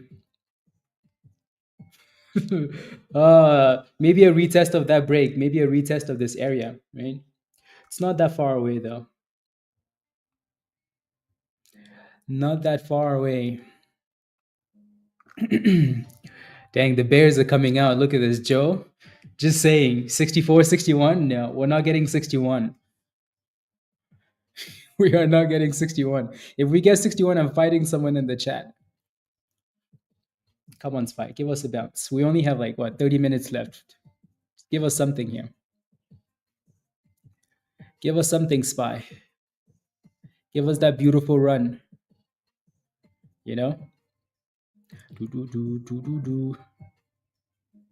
Give us a squeeze. Get back above 570. Anything's possible? No, for sure. It's March. Yeah, well, we've passed the worst of March, in my opinion, though. We've passed it. Passed it.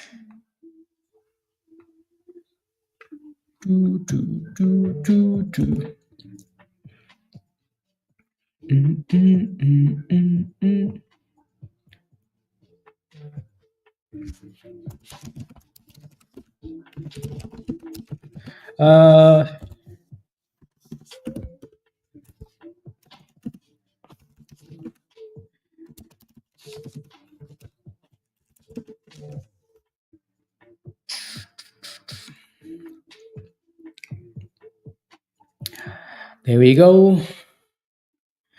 Yeah, Derek, it's straight violence, isn't it? Yeah. No, I do think, though, we are, to some degree, coming back to retest a breakout. Coming back to retest before he started speaking, right? Because as soon as he came on, we were sitting at 566, so I think we came back to retest that area, right? This entire run was when he was speaking, so I think we just came back to retest it. So now the question is, can we push back up? Can we push back up?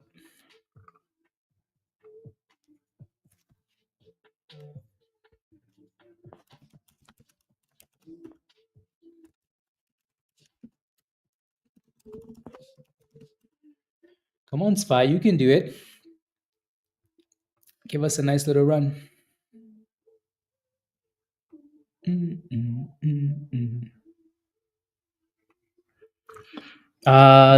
it squeeze? Oh yeah, it did. Look at that. Oh my goodness. Brand new highs of the day.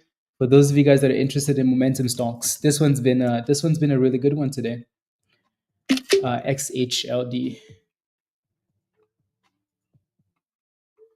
That's a really nice run. Yeah, are you still in this one?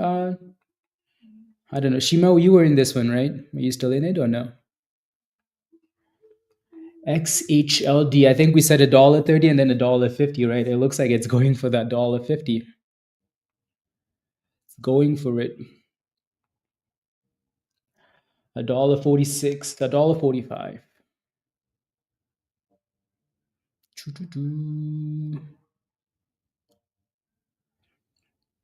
Yeah, congratulations if you bought the dip on this thing.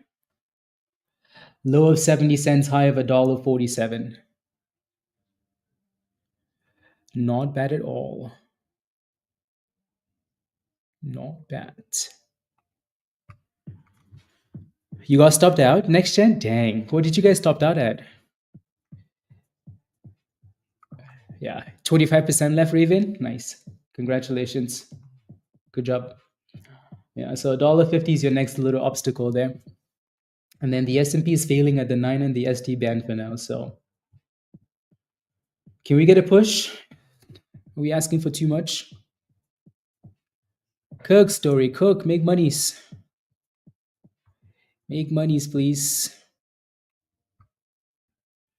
Go SPY. Go retest the 20 or retest the kernel at least. Retest something. Stop slacking.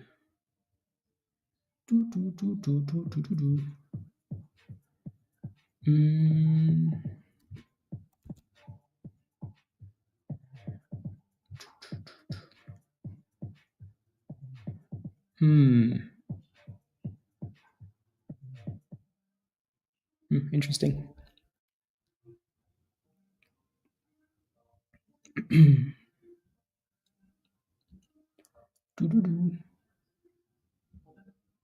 I want to close that trade. Yeah, I'm going to close that trade.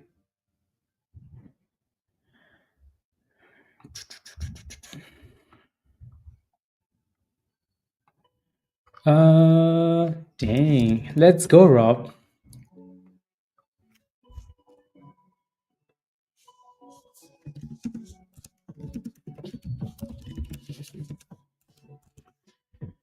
Let's go. Let's go.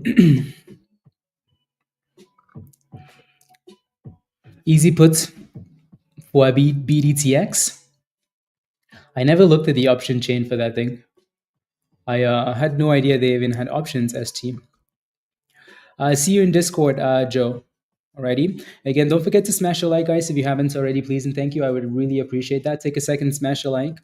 Hit that subscribe if you're new to the channel. And if you're not a member yet and you want to join us in Discord, click the link at the bottom of the chat there from Nightbot and come join us. Deal? Deal. Deal, deal. So let's see how we close in terms of like the S&P and also, just momentum stocks. And then we can move on to after hours. I don't think anything reports earnings today that, is exciting, right? I don't think so. Don't think so.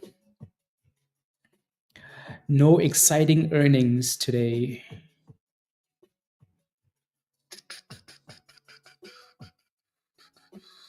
Let me know if you're playing with anything after hours though. And I'll take a look. Bottoms. I see. Yeah.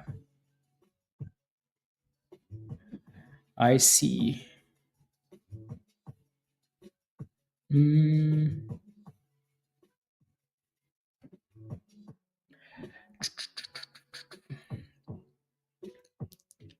Dang, that was a bit of a nasty drop on that one there. Yeah, SPY seems to like going down and going up and then getting like a slice down. I think that's virus, selling some SPY shares. You do, Story. You do. Click the damn link and come join us. What are you waiting for? Seriously. Seriously.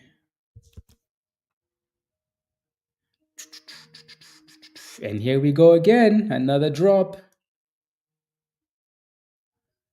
Another SPY drop. There's some crazy volatility going into the close here.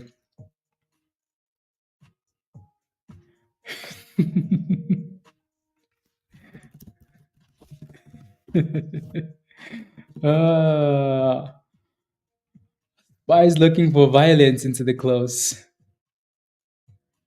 Violence. Are you playing with? Is anybody playing options into the close here? One day expiration. Nobody.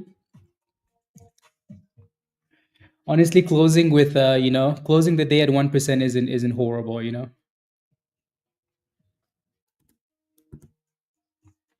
Not horrible.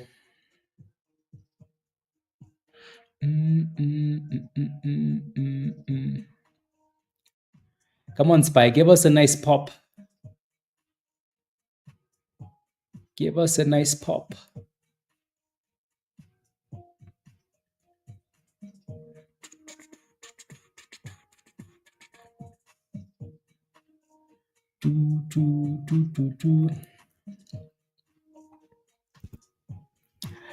Give us a nice pop, SPY.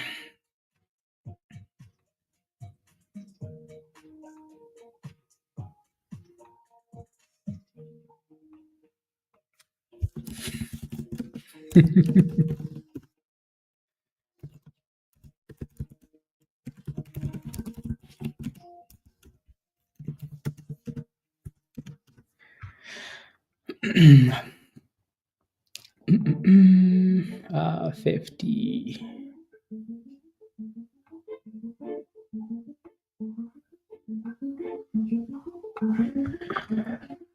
$560 for that? No. No. We're not going to 560, please. I think we're kind of done with that. I think we're done with that. Tomorrow should be really telling though, right? Tomorrow for the markets. I don't think there's really ever a point where we can look at one day performance in the market and say, oh, you know what, this looks nice, right? It has to be a process of like looking at a few days and then making a decision. So I think for now, the goal would be to push closer to 570, and then maybe tomorrow break above 570 and stay above 570. So we can do that for 2 days, and then we've maybe turned a corner, right? So again, I think we're really hoping, right? This has been our hope for the last 2 weeks, right? We were really hoping that middle of March would be like the low, right? That 550 for SPY. And for now, it kind of looks like it, doesn't it?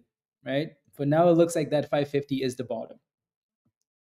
But that's hope though, right? It only takes one tweet from Trump and we're back in the abyss.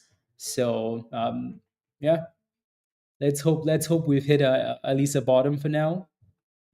And all those dips we've been buying, let's hope they can pay,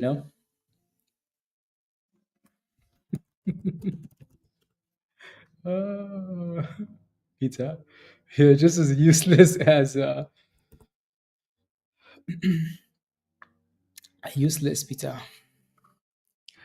Oh, you want to get some calls? I know, right? Yep. You're going to hold APDN into after hours? Okay, yeah. Yeah. I think your next main resistance watch, the one is $2.20, which again isn't a big surprise. Anyways, $2.20, $1.20, all the 20s are usually but yeah, usually a level to be paying attention to, right? Let's see. XHLD. Yeah, might be another one to watch into after hours too, right? At $1.50 especially.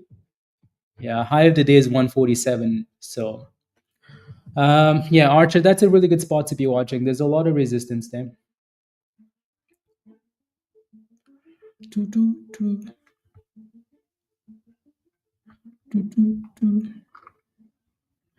Okay. Just looking at some positions going into the close. Are you guys happy with the outcome of like the Fed meeting though? Is anybody like, not happy about it? Oh, the Bears. Are you not happy?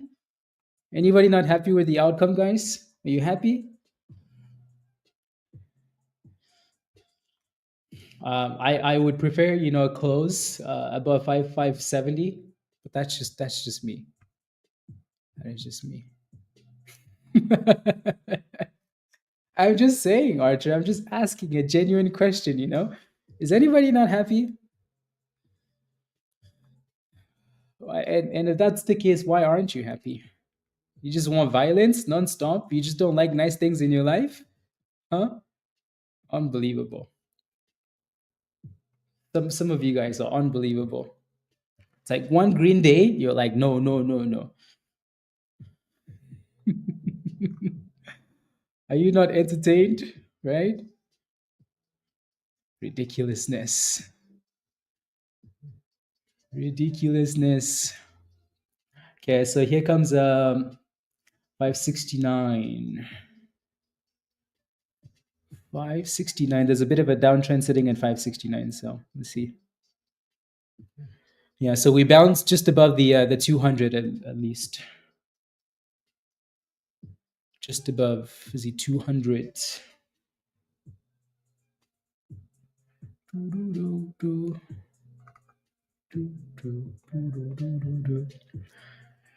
You're done for the day, Archer? Okay, sounds good. Have a wonderful rest of the day. Alrighty. And we will catch you tomorrow or in Discord. Catch you tomorrow. We're just gonna stay on until the market closes, and then we can hop off and go back to Discord. Yeah, there's a bit of resistance at 569 for SPY, so I'm not really surprised that it's failing there. Joe, are you not scalping? Dan, scalping or no? I know Virus is busy watching for. He's praying for the fat red candles. So the Virus has no hope. He just wants violence. Raven says STBX. Okay. After hours like yesterday. Okay. Sounds good. Human nature, yeah, for sure. Yeah. Yup.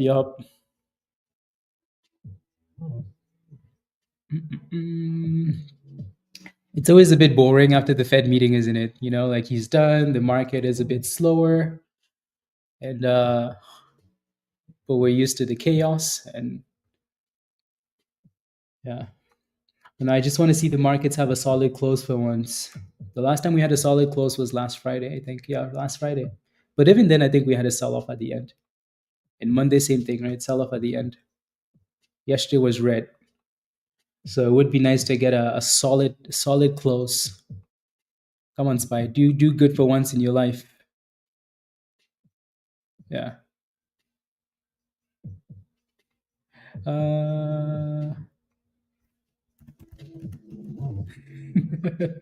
Really, Rob? Dang. Interesting. Here we go. 569 again. Give us 570. Give us 570.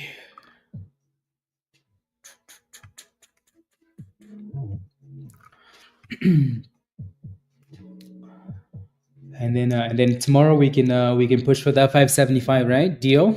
Close at 570, push for 575 tomorrow. And then Trump makes a deal with Russia, Ukraine, and then tariffs done. Deal. China, Canada, Mexico, and then we push for 590, and then resume the thrust. Sounds like a beautiful plan, doesn't it, guys? Right? Yeah, sounds like a plan. I think we're all on the same page. We're all on the same page, guys.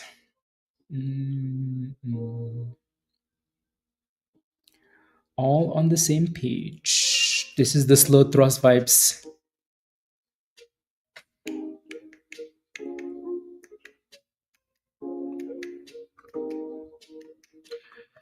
Slow thrusting. Here we go.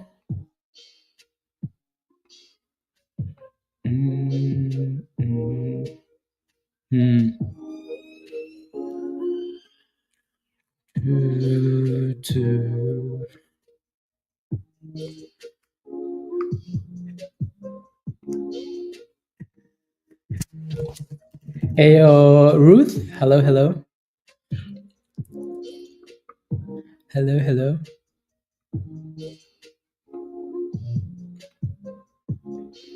Yeah, we're getting another one of those golden candles. And slow thrust just chilling.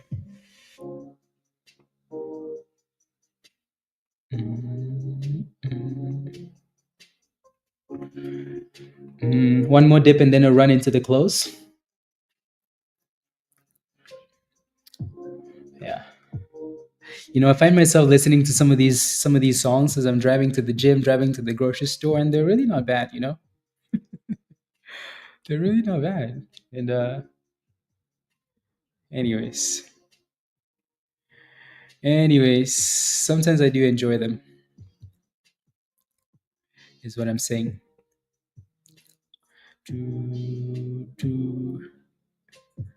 Is what I'm saying.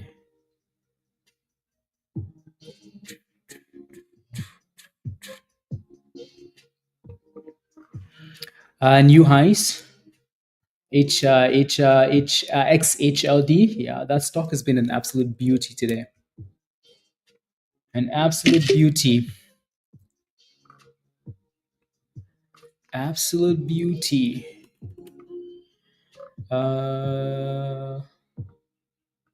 What is getting bullish? The S&P, Rob?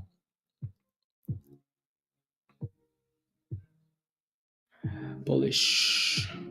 Yeah, I really would like to see a bullish close, actually.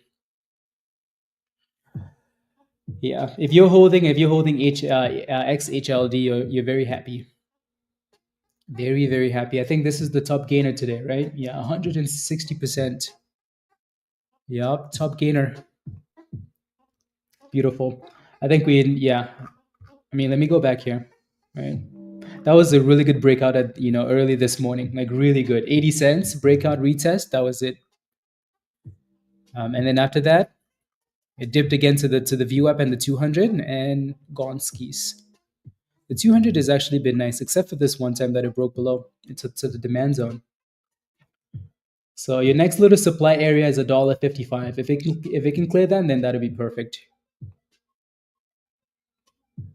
That would be perfect.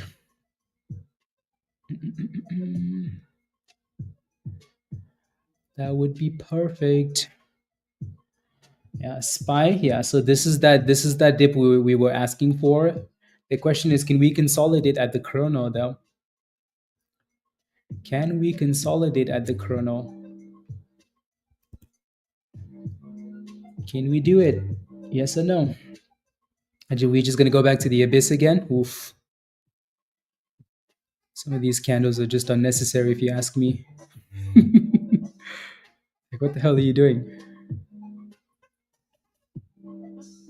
What the hell are you doing? Do.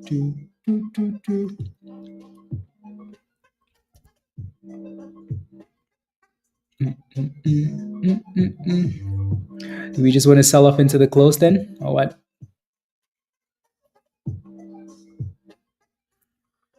Yeah. That thing is looking super sus though. But yeah, Pavan, yeah. Are you playing with ES or NQ? What are you playing with, Pavan? Yeah, I think APDN and HEPA, those are the next two potential split stocks to run.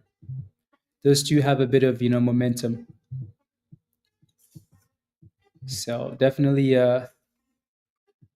ones to watch. Definitely wants to watch. Damn, SPY is showing a lot of volatility at the end here. Lots of volatility at the end. It's like, let me show you the violence. Let me show you what I can do. Shush. Yeah, just be careful. We have 10 minutes left, so 10 minutes left.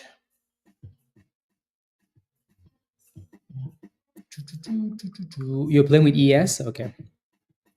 Sounds good. ES.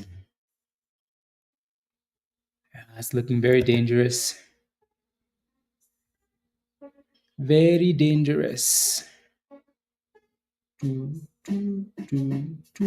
you using PA or NQ or evals? Damn, SPY is coming back down to retest that 200 again. So yeah, 1919, like 1994, like 1999, so 19941 ish.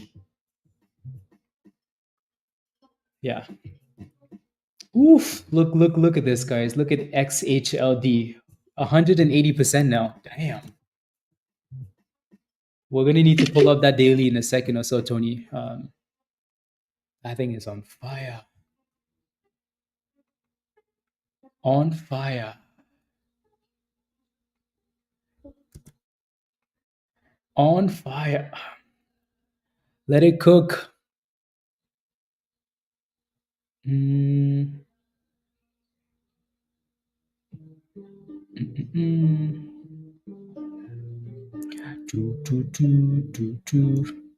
Yeah, it never quite got there, so it bounced right above it, Pavan. $1.66.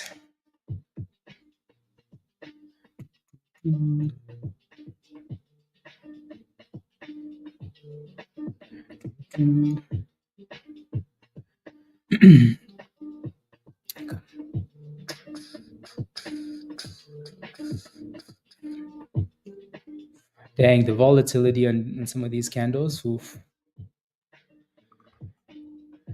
I know. You sold your position. You did a really good job scaling out, though, Raven. Did a really good job scaling out on this one, and your entry was quite nice. You got in at 55 cents. 55 cents all the way to $1.50 wasn't too bad, you know. So I honestly would have no regrets. So don't worry about it.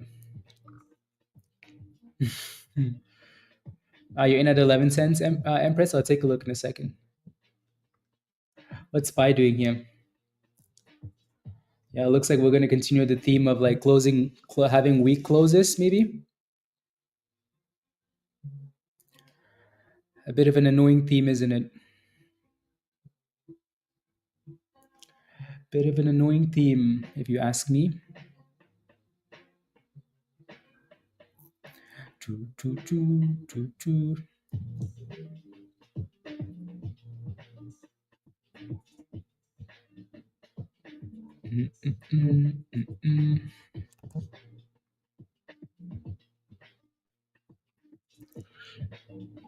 Yeah, you never got into this one. Yeah, I think that breakout was that breakout above $1.30. As soon as we broke above that resistance, we really never looked back, Tony. Right? Like 130 was resistance all day today. Right? We kept talking about $1.30, $1.30, $1.30, $1.30, like all day. Look at that, right? And then as soon as it broke above on the right hand side, it was gone. So that would have been a really good entry because it just never looked back, other than maybe retesting it, right? Which really wasn't a retest, all the way to 174, 80 cents HEPA, yeah. HEPA and APDN. APDN.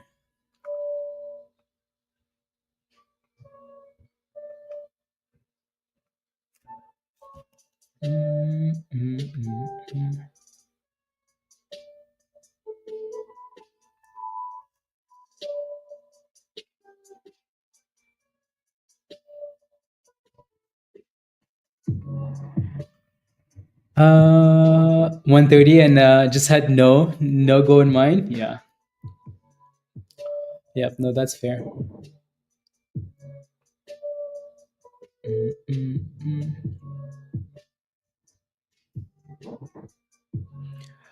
Let's see.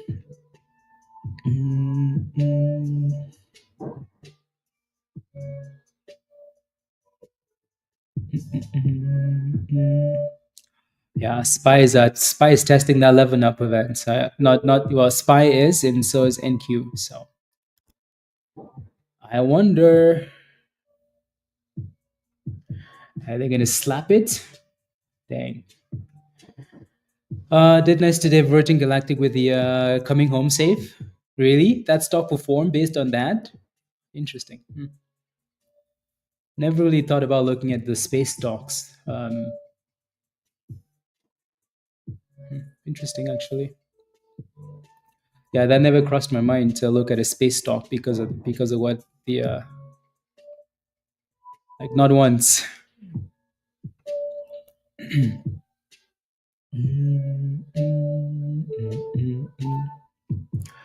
Anybody planning on holding anything into after hours swing plays? Anybody? I think we've like seen HEPA and APDN, maybe XH, LD. Anybody looking at anything else? Anything else?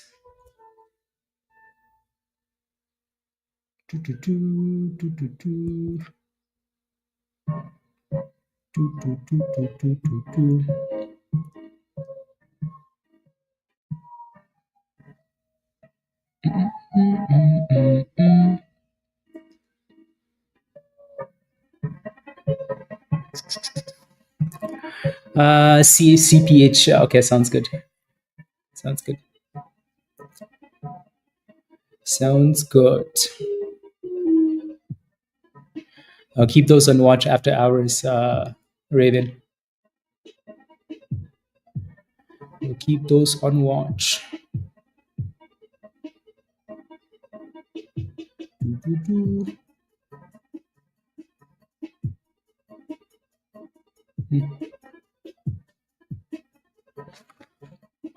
No swing plays for you, Tesh? Okay, sounds good.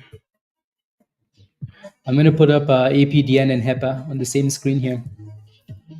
You know, ADTX doesn't look horrible, does it? Like it's not crashing. Not going to the abyss.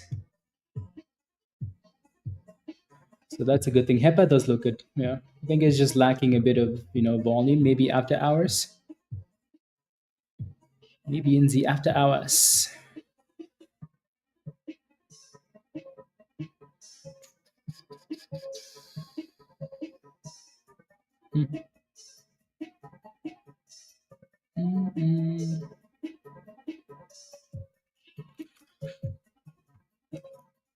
So yeah, we can watch some of these names after hours. And SPY just seems to, like it's sitting at the 200, but the market also closes in 2 minutes. So I don't think we're going to see a 570 close, right? But again, at the very least, we're up, 1%. So we'll take it, right? Green is better than red always. So we shall take it. We shall take it. And crazy volatility again.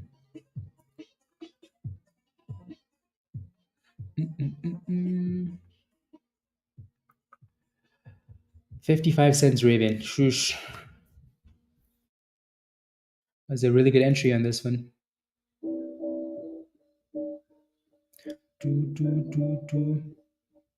I'm kind of ready for the markets to close though, so we can take a break, Close the markets. We're ready for a break. Let's see. Dang, that's a lot of swings at the end.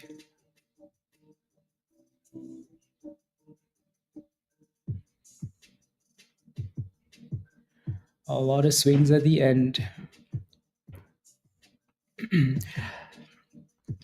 What did we end up closing at? 67? I mean, I guess we closed above 67, so that's not horrible, right? We want to win more. More, Empress, please. Yeah. Earlier today, not when it broke above though, because obviously we were on stream. We were looking at the Fed stuff, So no, I didn't get in. Yeah, I didn't get into this when it broke above that resistance. I was too busy looking at SPY, and too busy looking for the thrust. Again, don't forget to hit the like, guys. Smash a like, hit that subscribe if you're new to the channel. If you're not a member yet, click the link at the bottom of the chat. We're going to hop off and go back to Discord, unless you guys have any last questions. If you want to join us in Discord, click the link at the bottom of the chat there from Nightbot. And if you do become a member, just send me an email, hotradesx@gmail.com, and I will send you an invite. We're going to be back on YouTube tomorrow, same time, right? Right around like 9:10 Eastern time. And on Twitter. So tomorrow, same time. So let's hope SPY can give us a gap up, and let's hope there are a lot of momentum stocks for us to scalp, make some monies. Some monies. What about Friday? Tomorrow is only Thursday, Tony. Only Thursday. Friday, we'll get to Friday after tomorrow, Have a great rest of the day as well, Empress. See you later. Tony, have a wonderful rest of the day. Raven, monies. Enjoy the rest of the day. Raven, just chilling. Have a wonderful rest of the day. Trick, have a wonderful rest of the day. Crystal, hey yo, good to see you. Have a wonderful rest of the day. Shima, not a bad day, right? Some decent trades. Yeah, it was a good day. I think it was a good day. Later, Shima, have a wonderful night. See you in Discord. Thanks, Burush. Have a wonderful evening. Have a wonderful evening. Alrighty, y'all. Much love, everybody. Be safe, and we will catch you guys in Discord. Alrighty, bye, guys. Bye.